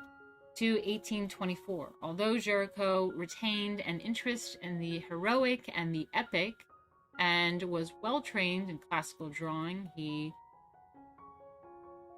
chafed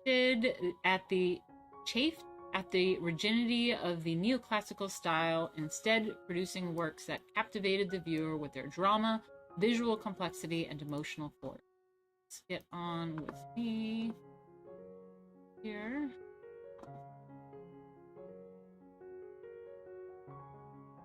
Teddy Gericault, that's right. Theodore Gericault. Yeah, so his most ambitious project was the Craft of Medusa. I hope that you guys all know which one that is. Very, very famous painting. Let's get it up.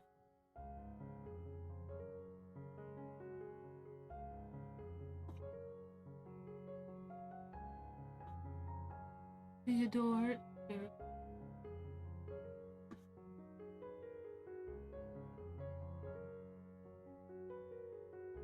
Cool. Size it up a little bit better here.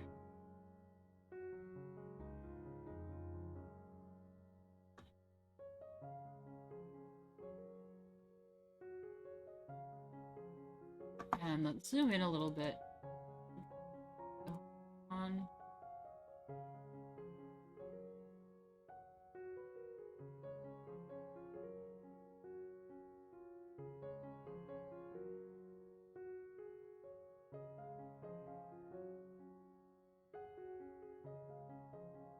So you can see, oh my god, nudity.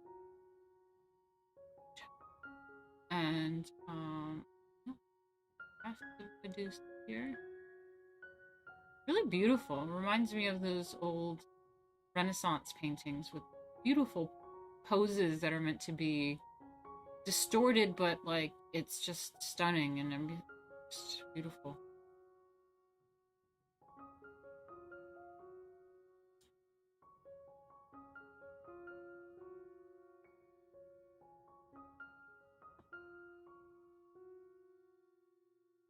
Theodore. Oh, shit. I just lost the book page. Oh, there it is. We're back. In this gigantic 16 by 23 feet depiction of a historical event, the artist abandoned the idealism of Neoclassicism and invoked the theatricality of Romanticism. Theatricality? I'm down. I'm into that. The painting subject is an 1816 shipwreck off the African coast. The French frigate Medusa ran around on a reef due to the incompetence of the captain, a political appointee. In an attempt to survive, 150 passengers built a makeshift raft from pieces of the disintegrated ship. The raft drifted for 12 days, and the number of survivors dwindled to 15. Finally, a ship spotted the raft and rescued the emaciated survivors. This horrendous event was political dynamite once it became public knowledge. Wow, it's, again, quite poignant for today. We have this whole Afghanistan situation. And so it's political dynamite once it became public knowledge, and depicting in this artwork is quite fascinating. And again, we're about to get to the whole photography section, and that's how it changed the world of art. And doing a painting on this kind of subject was a way to do like almost a photograph, but it was like this idealized. This is not ideal, but you know what I mean? It's a very beautifully dramatic scene that was depicted of this thing, and they didn't have photographs at the time. We have photographs and things nowadays, but depicting it in this kind of way is really...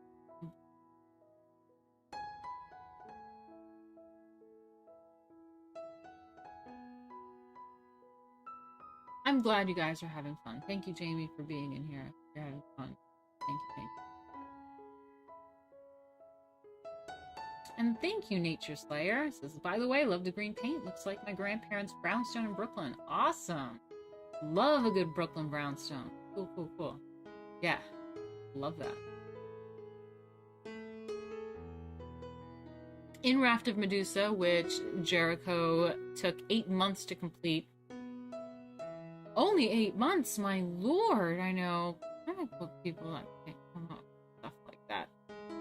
The artist sought to capture the horror, chaos, and emotion of the tragedy, yet invoke the grandeur and impact of large-scale history painting.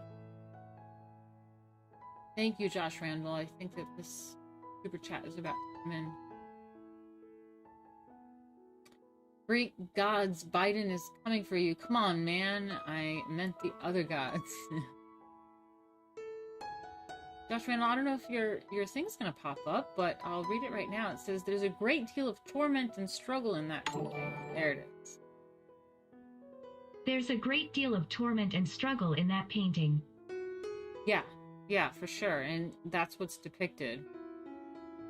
Yeah, it says the artist sought to capture the horror, chaos, and emotion of the tragedy, yet invoke the grandeur and impact of large-scale history painting. The few despairing survivors summon what little strength they have left to flag down the passing ship far on the horizon. Gericault departed from the straightforward organization of neoclassical compositions and instead presented a jumble of writhing bodies. Writhing bodies? He arranged the survivors and several corpses. Yeah, those are the ones at the bottom there. They're actual corpses. In a powerful X-shaped composition, and piled one body on another in every attitude of suffering, despair, and death.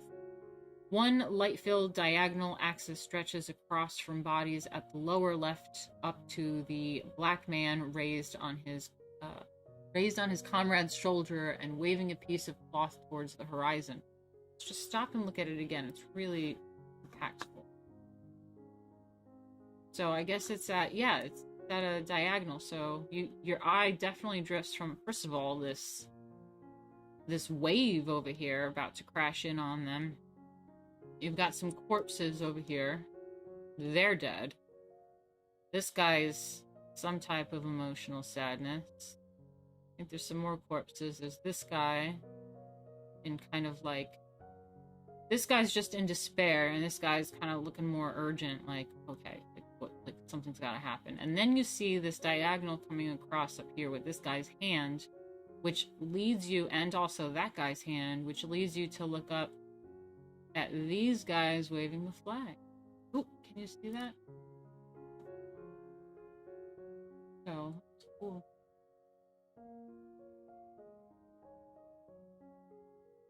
James says, I like this painting. Am I weird? No, I mean, I think that's why it's a really famous painting. Because it is really stunning, actually. And I do like that diagonal. Really great.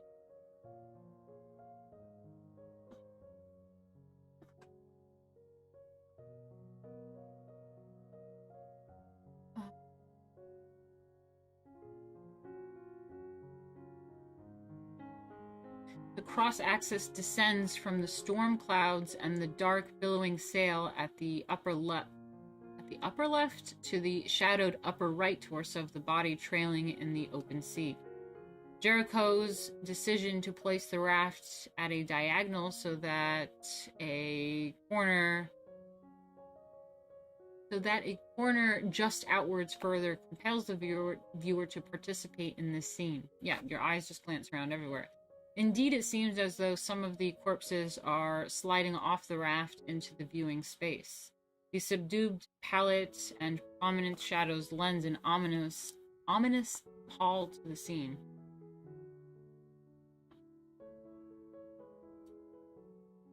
Who are they looking to? Any thoughts? Well, they said this was like a real historic event where they were looking to wave down a passing ship. There was like another ship that found them, so they're probably like, hey, they've been like out in the ocean for ages and dying out there. Despite the theatricality and dramatic action that imbue this work with a Roman spirit, Gericault went to great lengths to ensure the accuracy of his representation.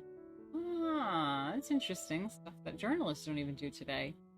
He visited hospitals and morgues to examine corpses, interviewed the survivors, wow, and had a model of the raft constructed in his studio. Gericault also took this opportunity to insert a comment on the practice of slavery. The artist was a member of the abolitionist group that sought ways to end the slave trade in the colonies. Given Gericault's antipathy to slavery, it is appropriate that he placed Jean Charles, a black soldier of one of the few survivors, at the top of the pyramid heap of bodies. Sorry, I'm doing this really interesting, really fascinating. I remember learning this in art history, but it's nice to just go over it all over again. So this is Theodore Gericault, Raft of Medusa, 1818 to 1819, oil on canvas, 16 feet 1 inch by 23 feet 6 inches, and it's at the Louvre in Paris. In this huge history painting, Gericault rejected neoclassical compositional principles and, consistent with the romantic spirit, presented a jumble of writhing bodies in every attitude of suffering, despair, and death. Okay, cool. Now we have Eugene. I'm going to look up how to say his name. PronounceNames.com.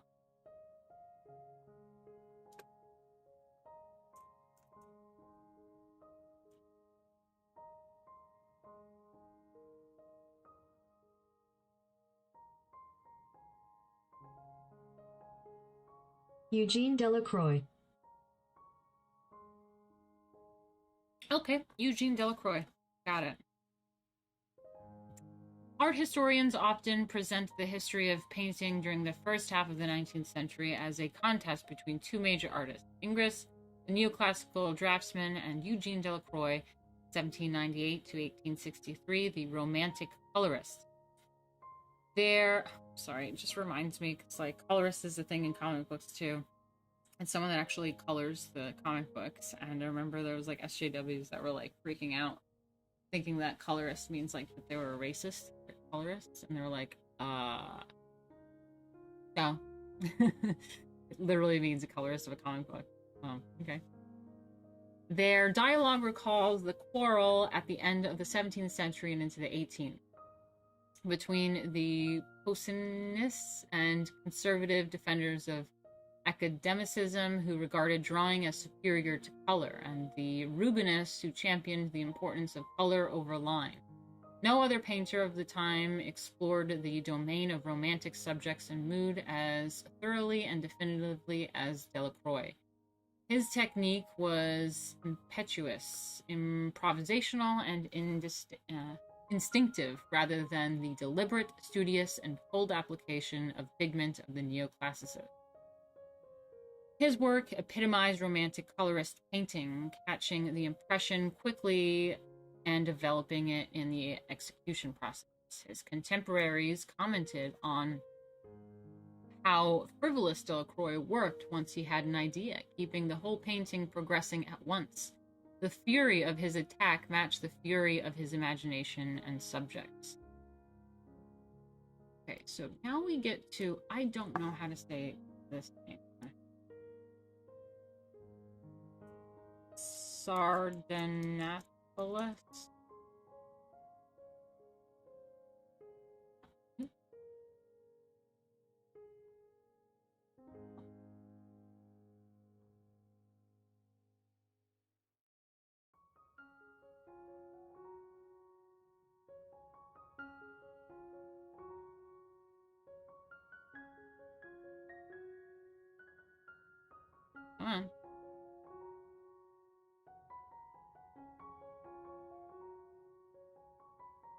Sardanapalus. Sardanapalus.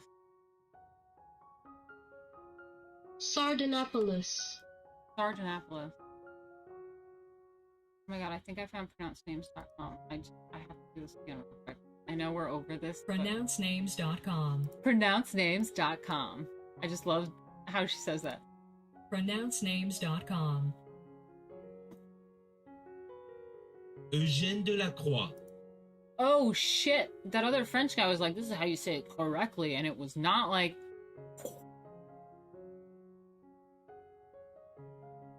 Eugene Delacroix. Eugene Delacroix. Pronouncenames.com. Do we have the correct pronunciation of your name?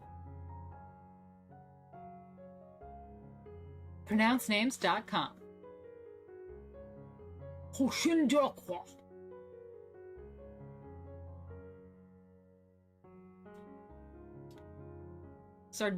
Sardanapalus. Okay, I should have gone back to that one.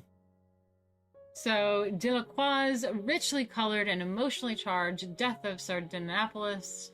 Let's bring that up, shall we? I guess we weren't over Delacroix.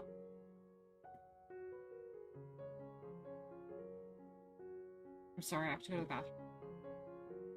I'm sorry. Be right back. Just listen to the piano music.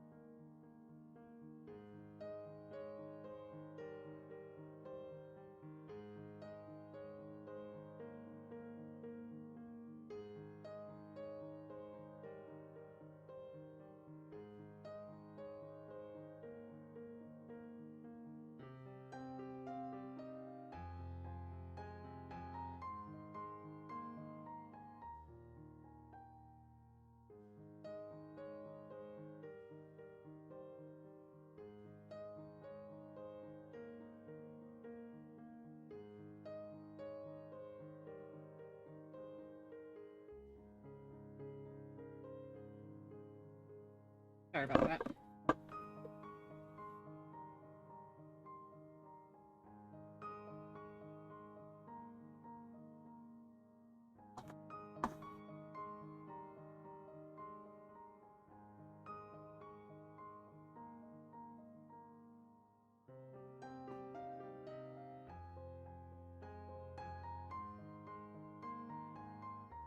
All right, this one looks all right. Okay, let's zoom in here. There's a lot going on. Again, more nudity, more boobs. Got Arab dudes. I mean, what a babe. Hot. I mean, minus the knife and Arab dude. Yeah. A lot of boobs.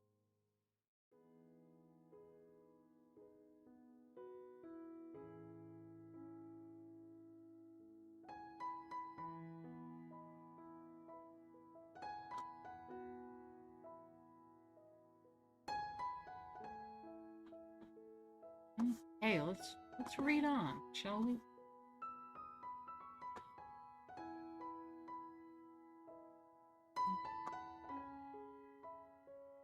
So, Death of Sardanapalus, Delacroix's richly colored and emotionally charged Death of Sardanapalus is a grand romantic pictorial drama, Although inspired by Lord Byron's poem Sardanapalus, the painting does not illustrate that text. Instead, Delacroix depicted the last hour of the Assyrian king, who had just received news of his army's defeat and the enemy's entry into his city, is a much more tempestuous and crowded setting than Byron described. Here, orgiastic destruction replaces the sacrificial suicide found in the poem. In the painting, the king reclines on his funeral pyre, soon to be set alight, and gloomingly watches the destruction of all of his most precious possessions: his women, slaves, horses, and treasure. Sardanapalus' favorite concubine throws herself on the bed, determined to perish in the flames with her master. The king presides like a genius of evil over the tragic scene. Most conspicuous are the tortured and dying bodies of the harem women. In the foreground, a muscular slave plunges his knife into the neck of one woman. Delacroix filled this awful spectacle of suffering and death with the most daringly difficult and torturous poses, and chose the richest intensities of hue. With its exotic and erotic overtones, Death of Sardanapalus tapped into the fantasies of Romantic era viewers. Josh Randall said, "Oh shit, orgiastic got dropped tonight." That's what the word was. Let me look it up real quick. Orgiastic. Orgiastic. Of or resembling an orgy. Orgiastic. Not orgiastic. Orgiastic. Orgiastic. Orgiastic. Of or resembling an orgy. That it does.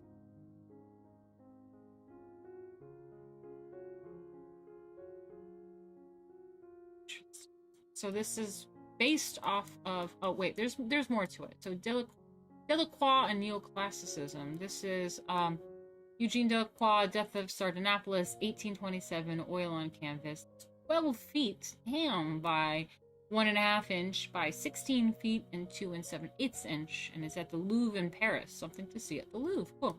Inspired by Lord Byron's 1821 poem, Delacroix painted the romantic spectacle of an Assyrian king on his funeral pyre. The richly colored and emotionally charged canvas is filled with exotic figures. Ooh. Bye, Wim. Gotta go. I'll see you later. Sorry. I didn't get to finish everything. I never know how long to go on with these streams, but, it says in my thumbnail that there's also landscape painting, but the landscape painting is only like 2, and it's like 2 amazing ones. There's Turner and Thomas Cole, which is Hudson River School of Art. So like it's fine. We'll like almost done, and we'll get through it. Yeah. So now I'm gonna get on to Delacroix on Neoclassicism. So Eugene Delacroix, the leading French Romantic painter of the 19th century, expressed his contempt for the neoclassical style of Jacques-Louis David and others in a series of letters he wrote in 1832 from Morocco. Romantic artists often depicted exotic, faraway places they had never seen, but Delacroix actually made the journey to northern Africa in search of fresh inspiration for his painting. He discovered in the sun-drenched Moroccan landscapes and in the hardy and colorful men dressed in robes reminiscent of the Roman toga, a culture more classical than anything European neoclassicism could conceive. In a letter to his friend Friedrich Villot, dated February 29, 1832, he wrote, "This place is made for painters. Beauty abounds here, not the overpraised beauty of fashionable paintings. The heroes of David and company, with their rose-pink limbs, would cut a sorry figure beside these children of the sun, who moreover wear the dress of classical antiquity with a noble air, I dare assert." In a second letter, written June 4th, 1832, he reported to Auguste Gall, "I have Romans and Greeks on my doorstep. Makes me laugh heartedly at David's Greeks. I know now what they were really like. If painting schools persist in depicting classical subjects, I am convinced you will agree with me, and you will agree with me that they would gain far more from being shipped off as cabin boys on the first boat bound for a Barbary coast than from spending any more time wearing out those classical soil of Rome, the classical soil of Rome. Rome is no longer to be found in Rome. Interesting. Really, really interesting, actually.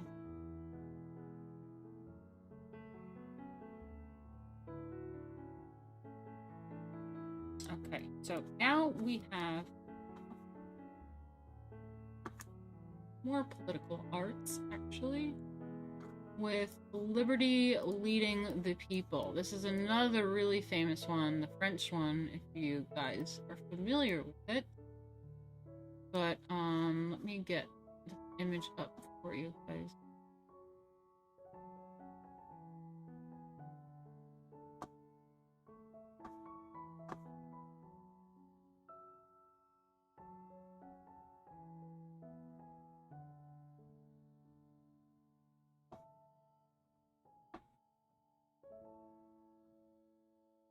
Yeah, I'm sure you guys remember this one. Again, more tits out.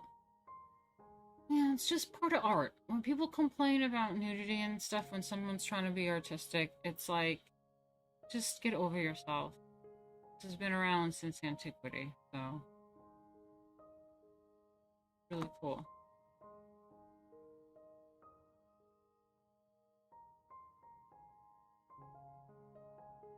Okay. You know, awesome.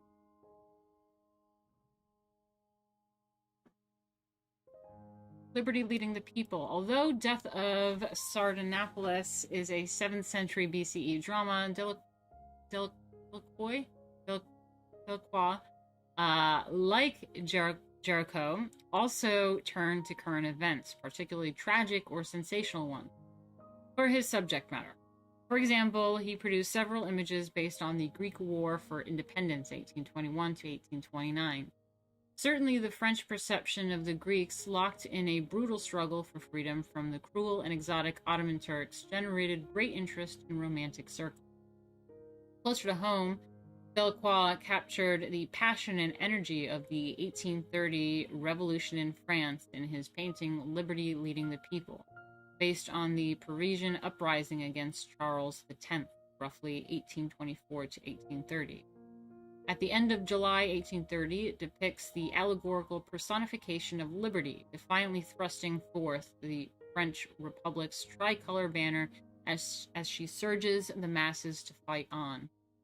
People probably don't realize that America also has a female, goddess personification, and it's Goddess Columbia.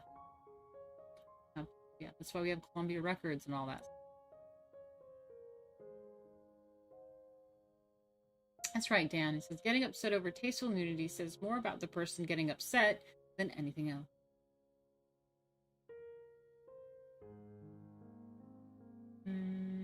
Yeah, Goddess Columbia, but here we have Liberty, which is the personification of France.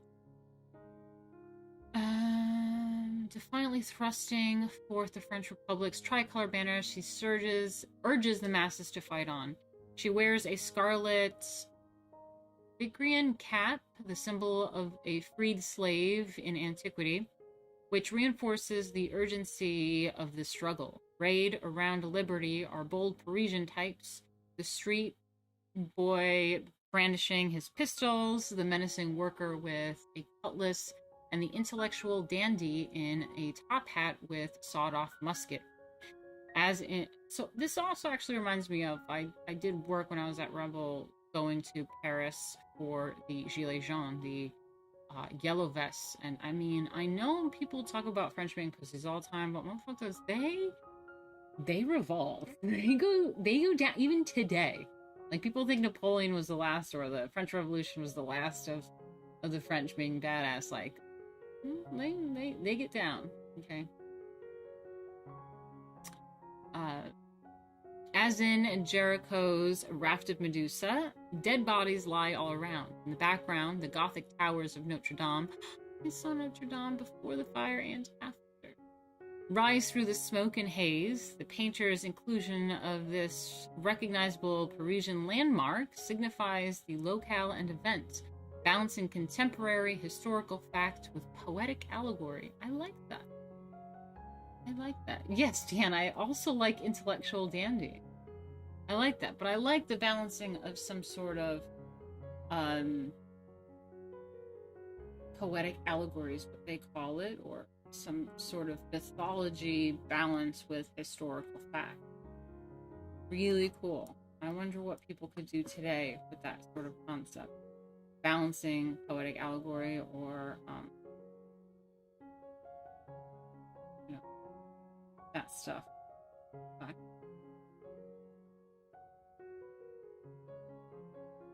Okay, let's move on.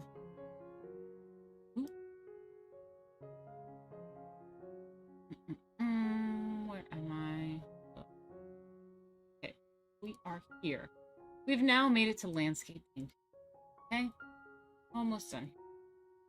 But don't forget, if you do want to contribute, you're really enjoying yourself, you like the company, the chat's fantastic, and I think this is a really fun type of stream. It's not like the typical stream talking about gossip or whatever drama's going on in the world. I really like educational stuff, and we always talk about culture war and all this stuff, and I think part of that is really important to pursue education, knowledge. My expertise is art and math, but so my duty is to, keep facilitating knowledge in this department of culture.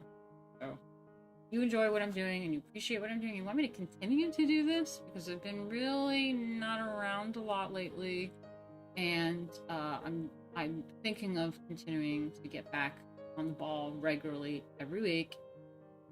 And we also do etiquette.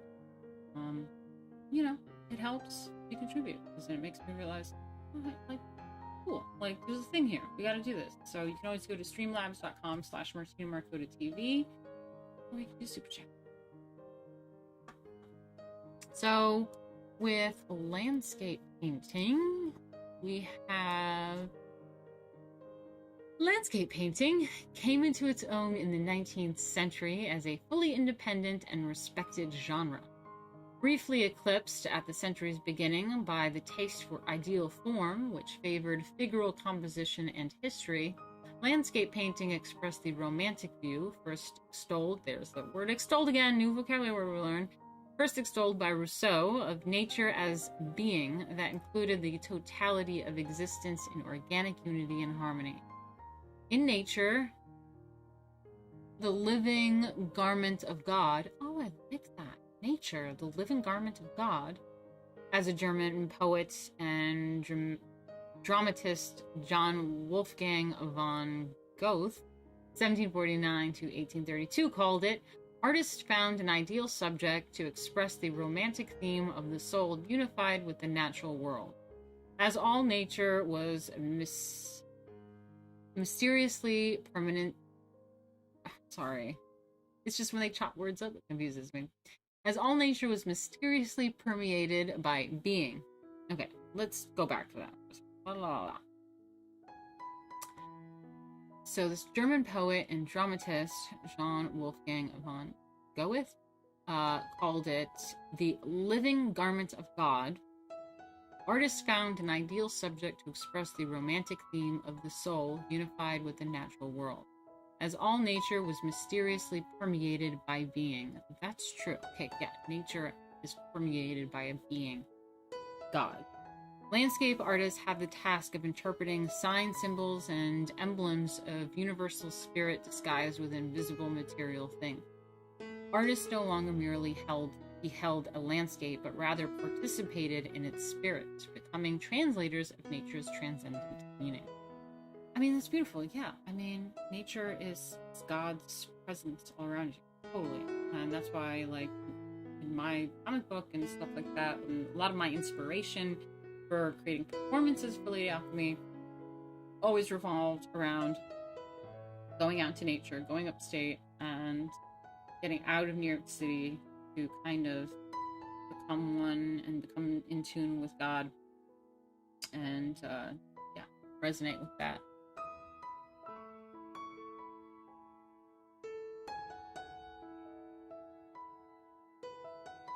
Caspar David Friedrich, among the first artists to depict the romantic transcendental landscape, was Caspar David Friedrich, 1774 to 1840. For Friedrich, landscapes were temples and his paintings were altarpieces. I love that. For Friedrich, landscapes were temples and his paintings were altarpieces. I'm gonna let Robert's thing in here. I hope it hits. The reverential mood of his works demands from the viewer the silence appropriate to sacred places filled with divine presence. I mean, I love that.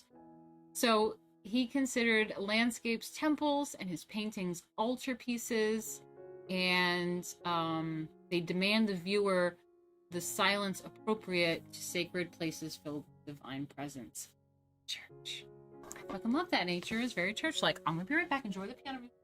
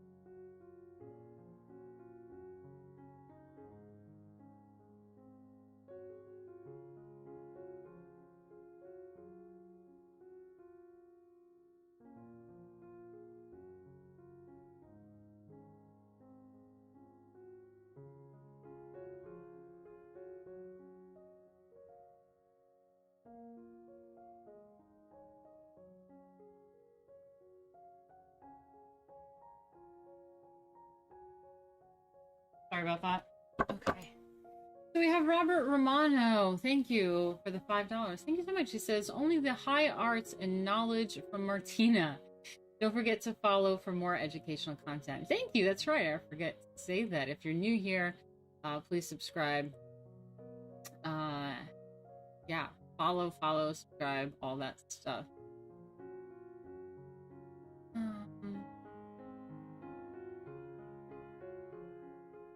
Hello, Rants-a-Lot. Welcome here. I don't know if you've been around here before, but please subscribe. I hope you're enjoying yourself tonight. It's a great chat. It says, interesting to think of these movements across different disciplines. For example, Romanticism in literature came a little later and mixed with more superstitious Gothic anti-reason reactionism.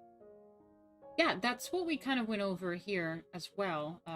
They were talking about being the antithesis to the Neoclassicism and getting more into these dark furies and the occult and more fear, and definitely more Gothic, and it was definitely a reaction to reason.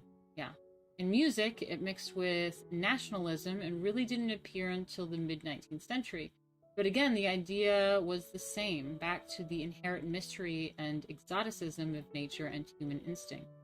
Thank you so much, Rants-a-Lot. Yeah, it's like spot on. Absolutely. Hey, Aaron Alexander, nice to see you in here. Did I see your podcast? Please send me a link. I didn't check it out yet. I've been dealing with stuff. I'll DM you later. We'll talk. But I've been dealing with some stuff. I'll let you in on it. So yeah. Who is the person making the piano music? I don't know. I just like downloaded some copyright-free piano music.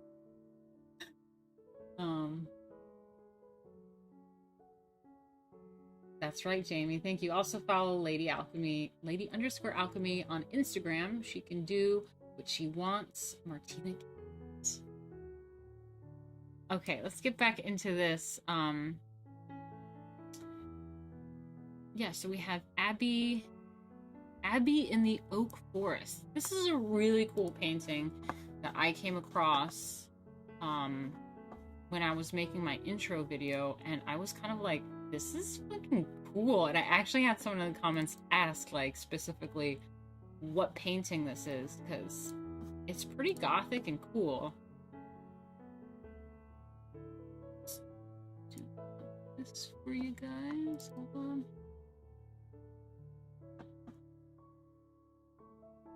Like, look at how cool that is. I love it. It reminds me of like an AFI album or something.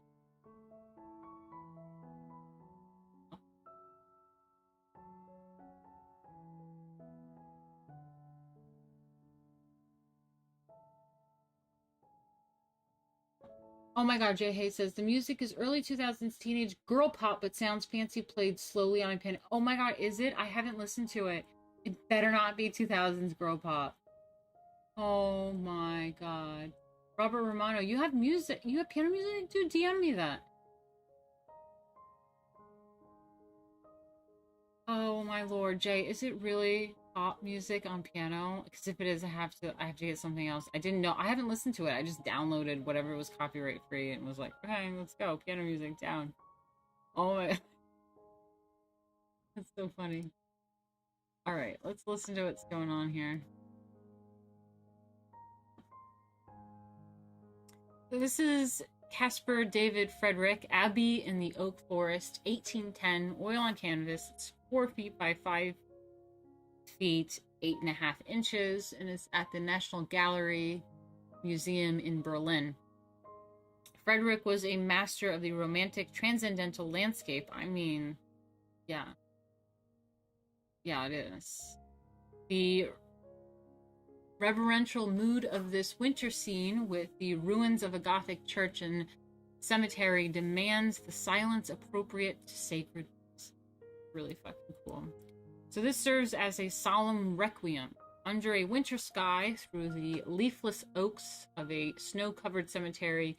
A funeral procession bears a coffin into the ruins of a Gothic church.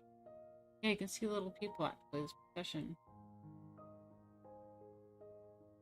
The emblems of death are everywhere. The season's desolation, the leaning crosses and tombstones, the black of mourning and the grieving wear, the skeletal trees, and the destruction time wrought on the church.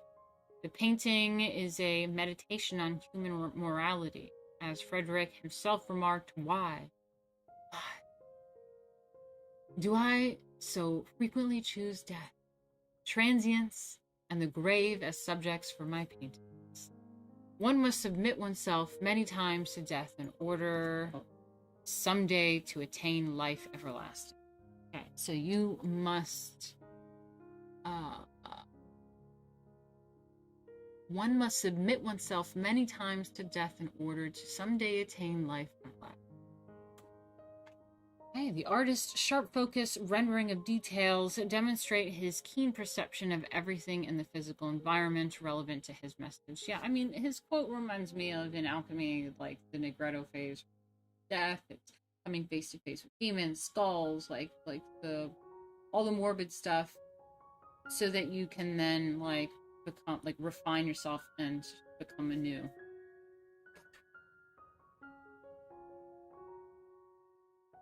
Friedrich's work balances inner and outer experience. The artist, he wrote, should not only paint what he sees before him, but also what he sees within him. Although Friedrich's work may not have the theatrical energy of the paintings of Gericault or Delacroix, a resonant and deep emotion pervades them.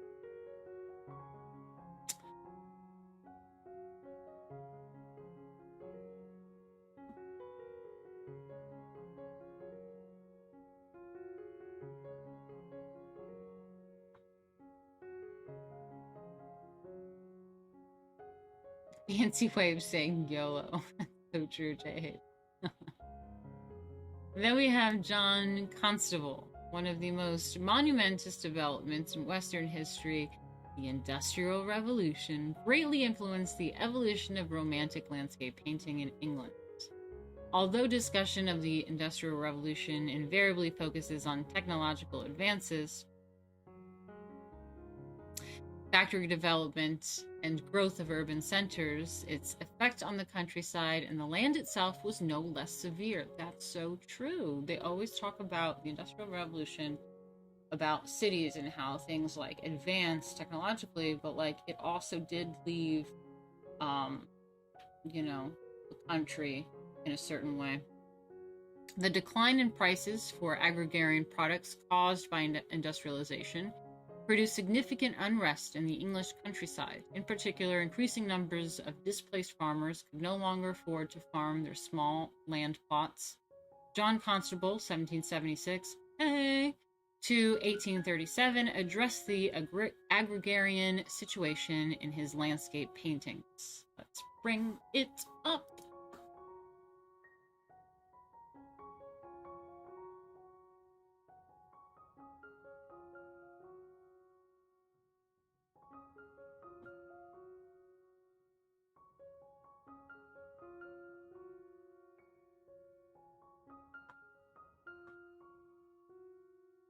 Here we go. Here is his landscape painting about the Industrial Revolution. I mean, honestly, it's fantastic. This looks great. I mean, I'd live there. Let's read about what this is specific.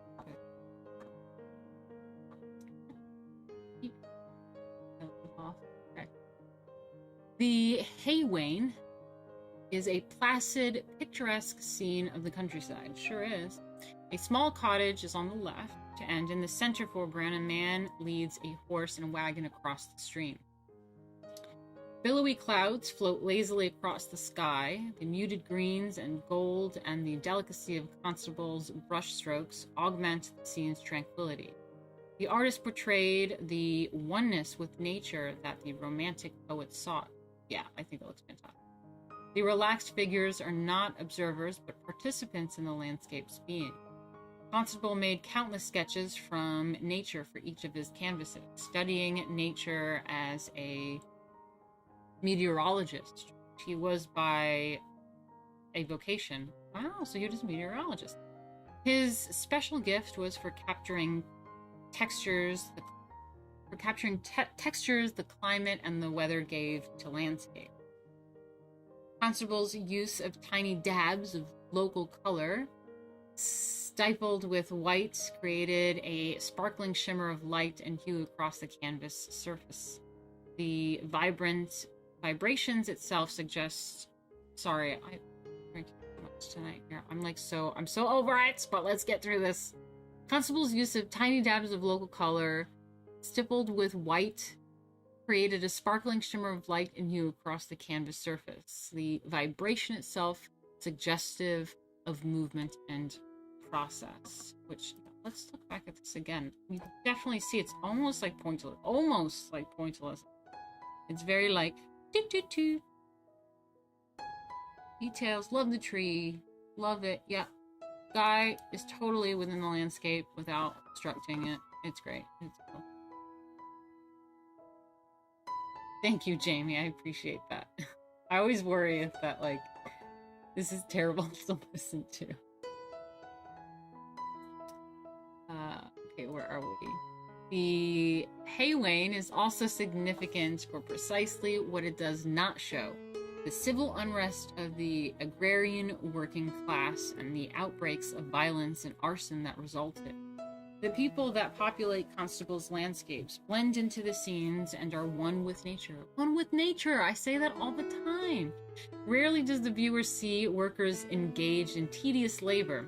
Indeed, this painting has a nostalgic, wistful air to it, a lament to a disappearing rural pastoralism. Constable came from a rural land-owning family of considerable wealth. This nostalgia, presented in such a naturalistic term, renders Constable's works romantic in tone. That Constable felt a kindred spirit with the Romantic artist is relevant by his comment, quote, Painting is but another word for feeling. Aww.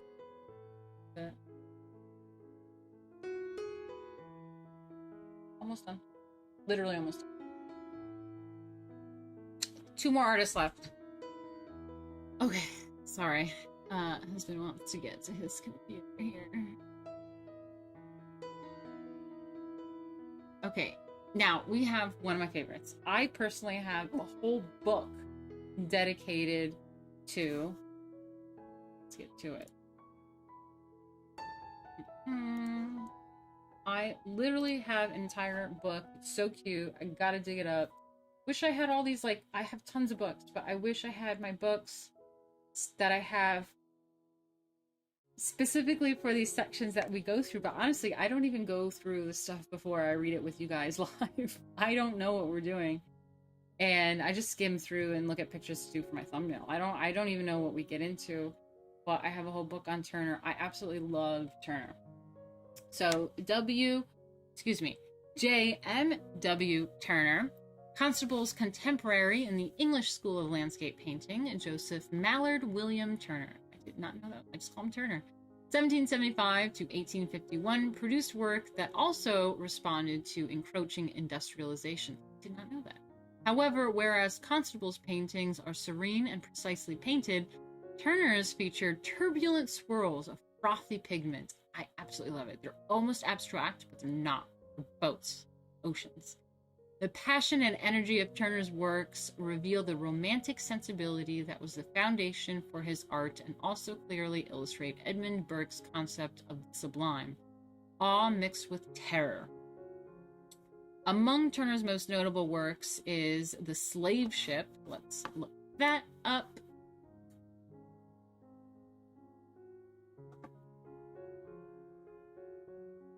I love it.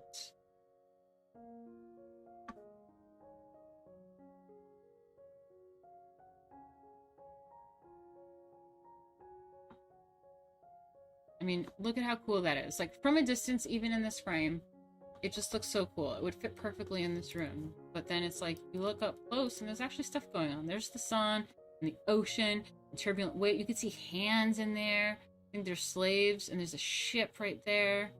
And it's, like, turbulent, and it's just, it's so cool. I love it. Oh, there's birds.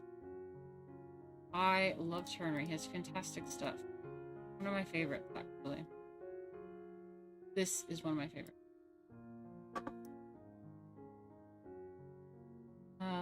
So its subject is a 1783 incident reported in a widely read book by Thomas Clarkson, The History of the Abolition of the Slave Trade. Because the book had just been reprinted in 1839, Clarkson's account probably prompted Turner's choice of subject for this 1840 painting. The incident involved the captain of a slave ship who, on realizing that his insurance company would reimburse him only for slaves lost at sea. I thought this was called Throwing Overboard the Dead and Dying. Because I remember that. I didn't remember that this is this Turner painting, but I remember, I'm talking decades ago, like early 2000, the year 2000, like 90s, 2000s. I remember in art history, it was like Throwing Over the Dead and Dying, where like, yeah, the insurance policy was like, you couldn't collect on a slave that was sick at sea, but you could collect on a dead slave or missing slave. So they like would throw the sick slaves off the boat and be like, see ya, getting that insurance money.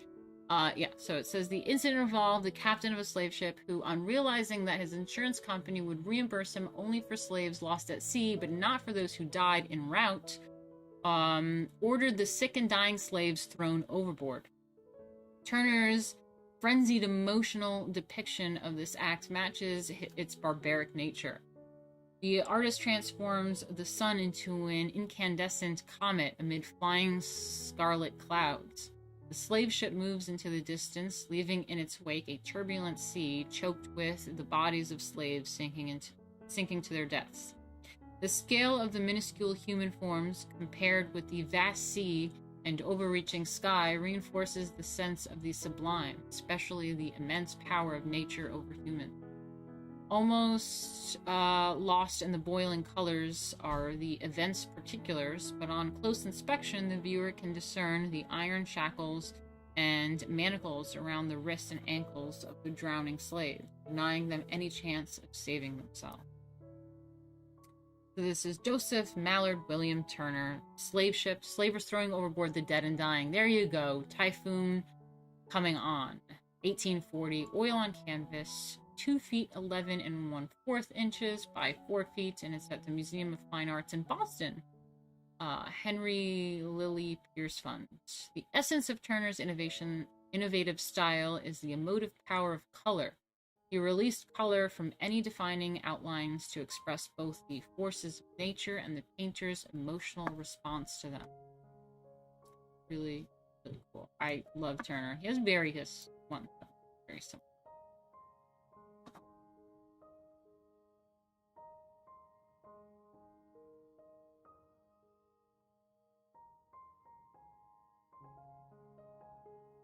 All right, now we're on our last one, which is also another favorite of mine. Actually, the school of this artist is a favorite of mine, not particularly this one artist.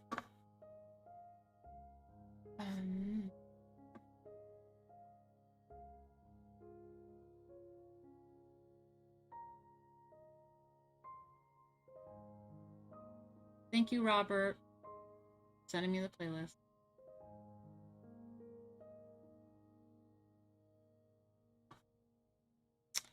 Okay, so let's move on here.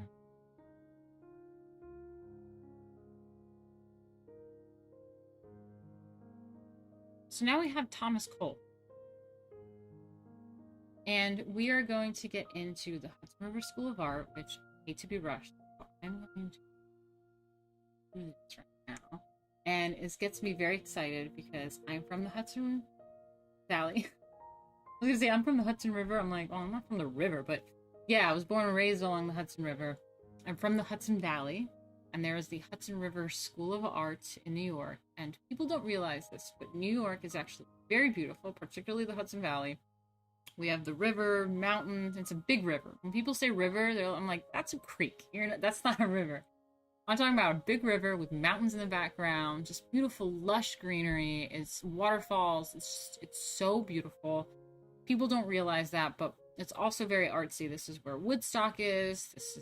Beacon is super artsy. Saugerties, Kingston. It's all just super artsy.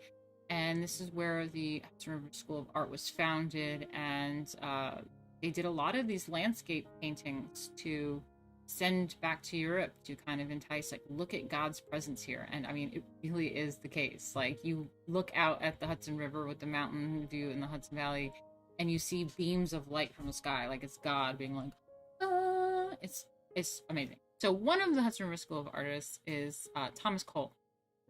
In America, landscape painting was the specialty of a group of artists known as the Hudson River School. So named because its members drew their subjects primarily from the uncultivated regions of New York State's Hudson River Valley. Although many of these painters depicted scenes from across the country,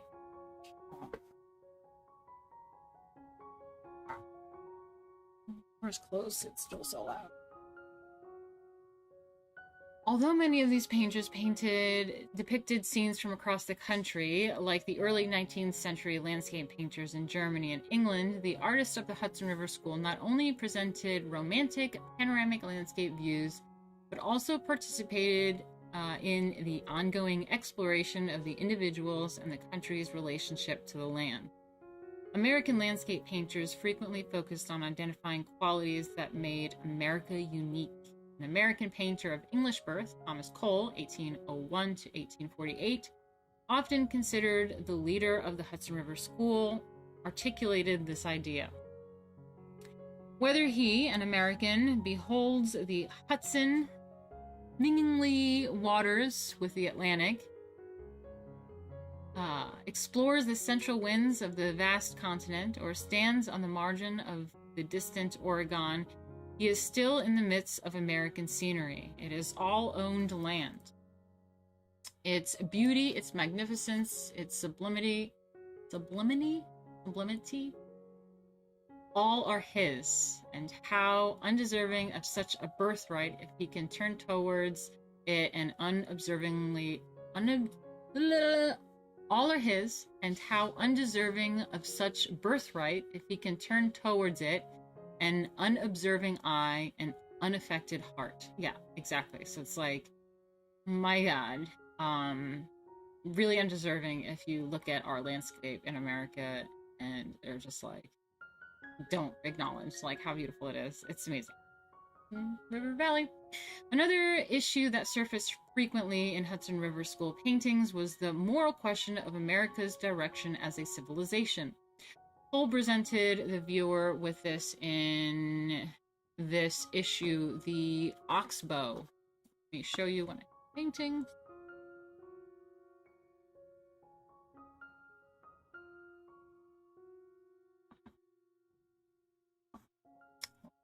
And mix it up a bit.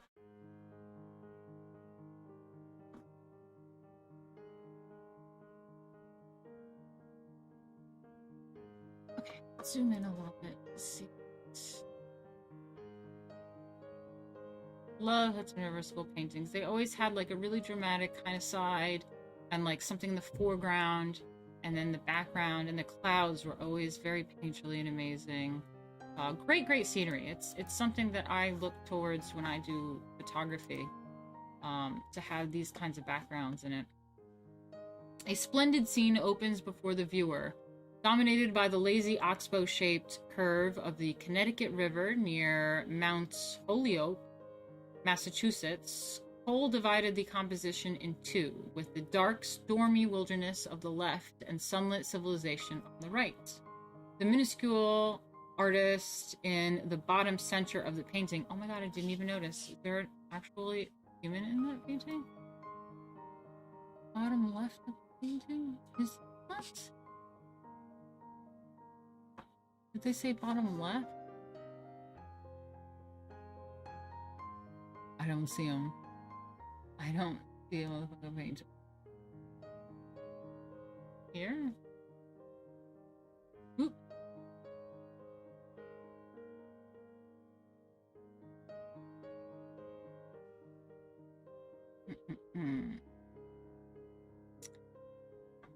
The minuscule artist in the bottom center of the... Oh, yeah, that's where it is. The bottom center of the painting.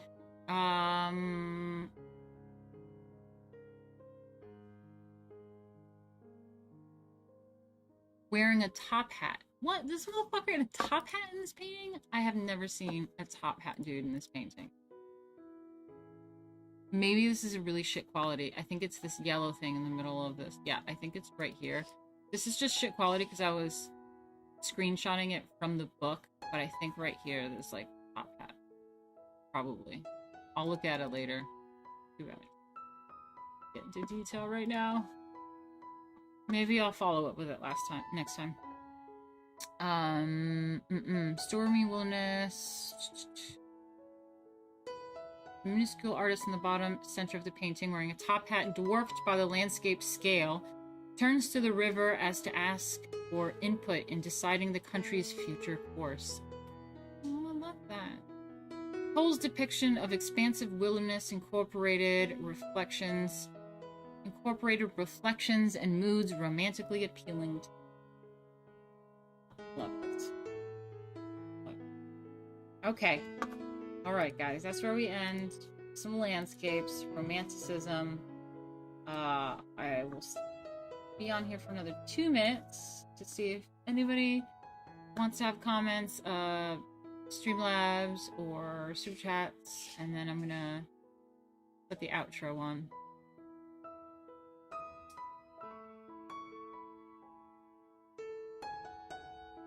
Raised in a van down by the... I was literally born and raised by the river, motherfucker. The interesting thing about visual beauty, it's only photons until encountered by a mind that can interpret it as beautiful. The divine beauty of creation rests in the interpreting mind. Thank you for that, Dan. It's a self-reflection of the divine. Cool to start. Thank you. I haven't seen you around here, I don't think. Welcome, welcome. I hope you guys enjoy it. Please subscribe if you enjoy this kind of content. This is what we do. Really great chat.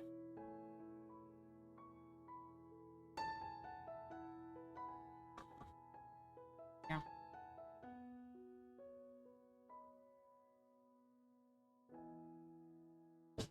I'm down, Dan. I mean, let's see what I can do for you. Yeah, really great to see everyone again, for sure. Thank you, Robert. You know what? I'm gonna get back to it on Tuesday, and I'm gonna try to do etiquette on Thursday, which is also extremely fun. So I hope you fellas come and join us. It is really, really fun. Dave Incognito, hey, what's up? Gave $5. I didn't realize you were still streaming. Congrats on the court thing. Thank you. Thank you. All right, guys, I'm gonna get out of here. I'll see you guys soon. Love ya. Bye.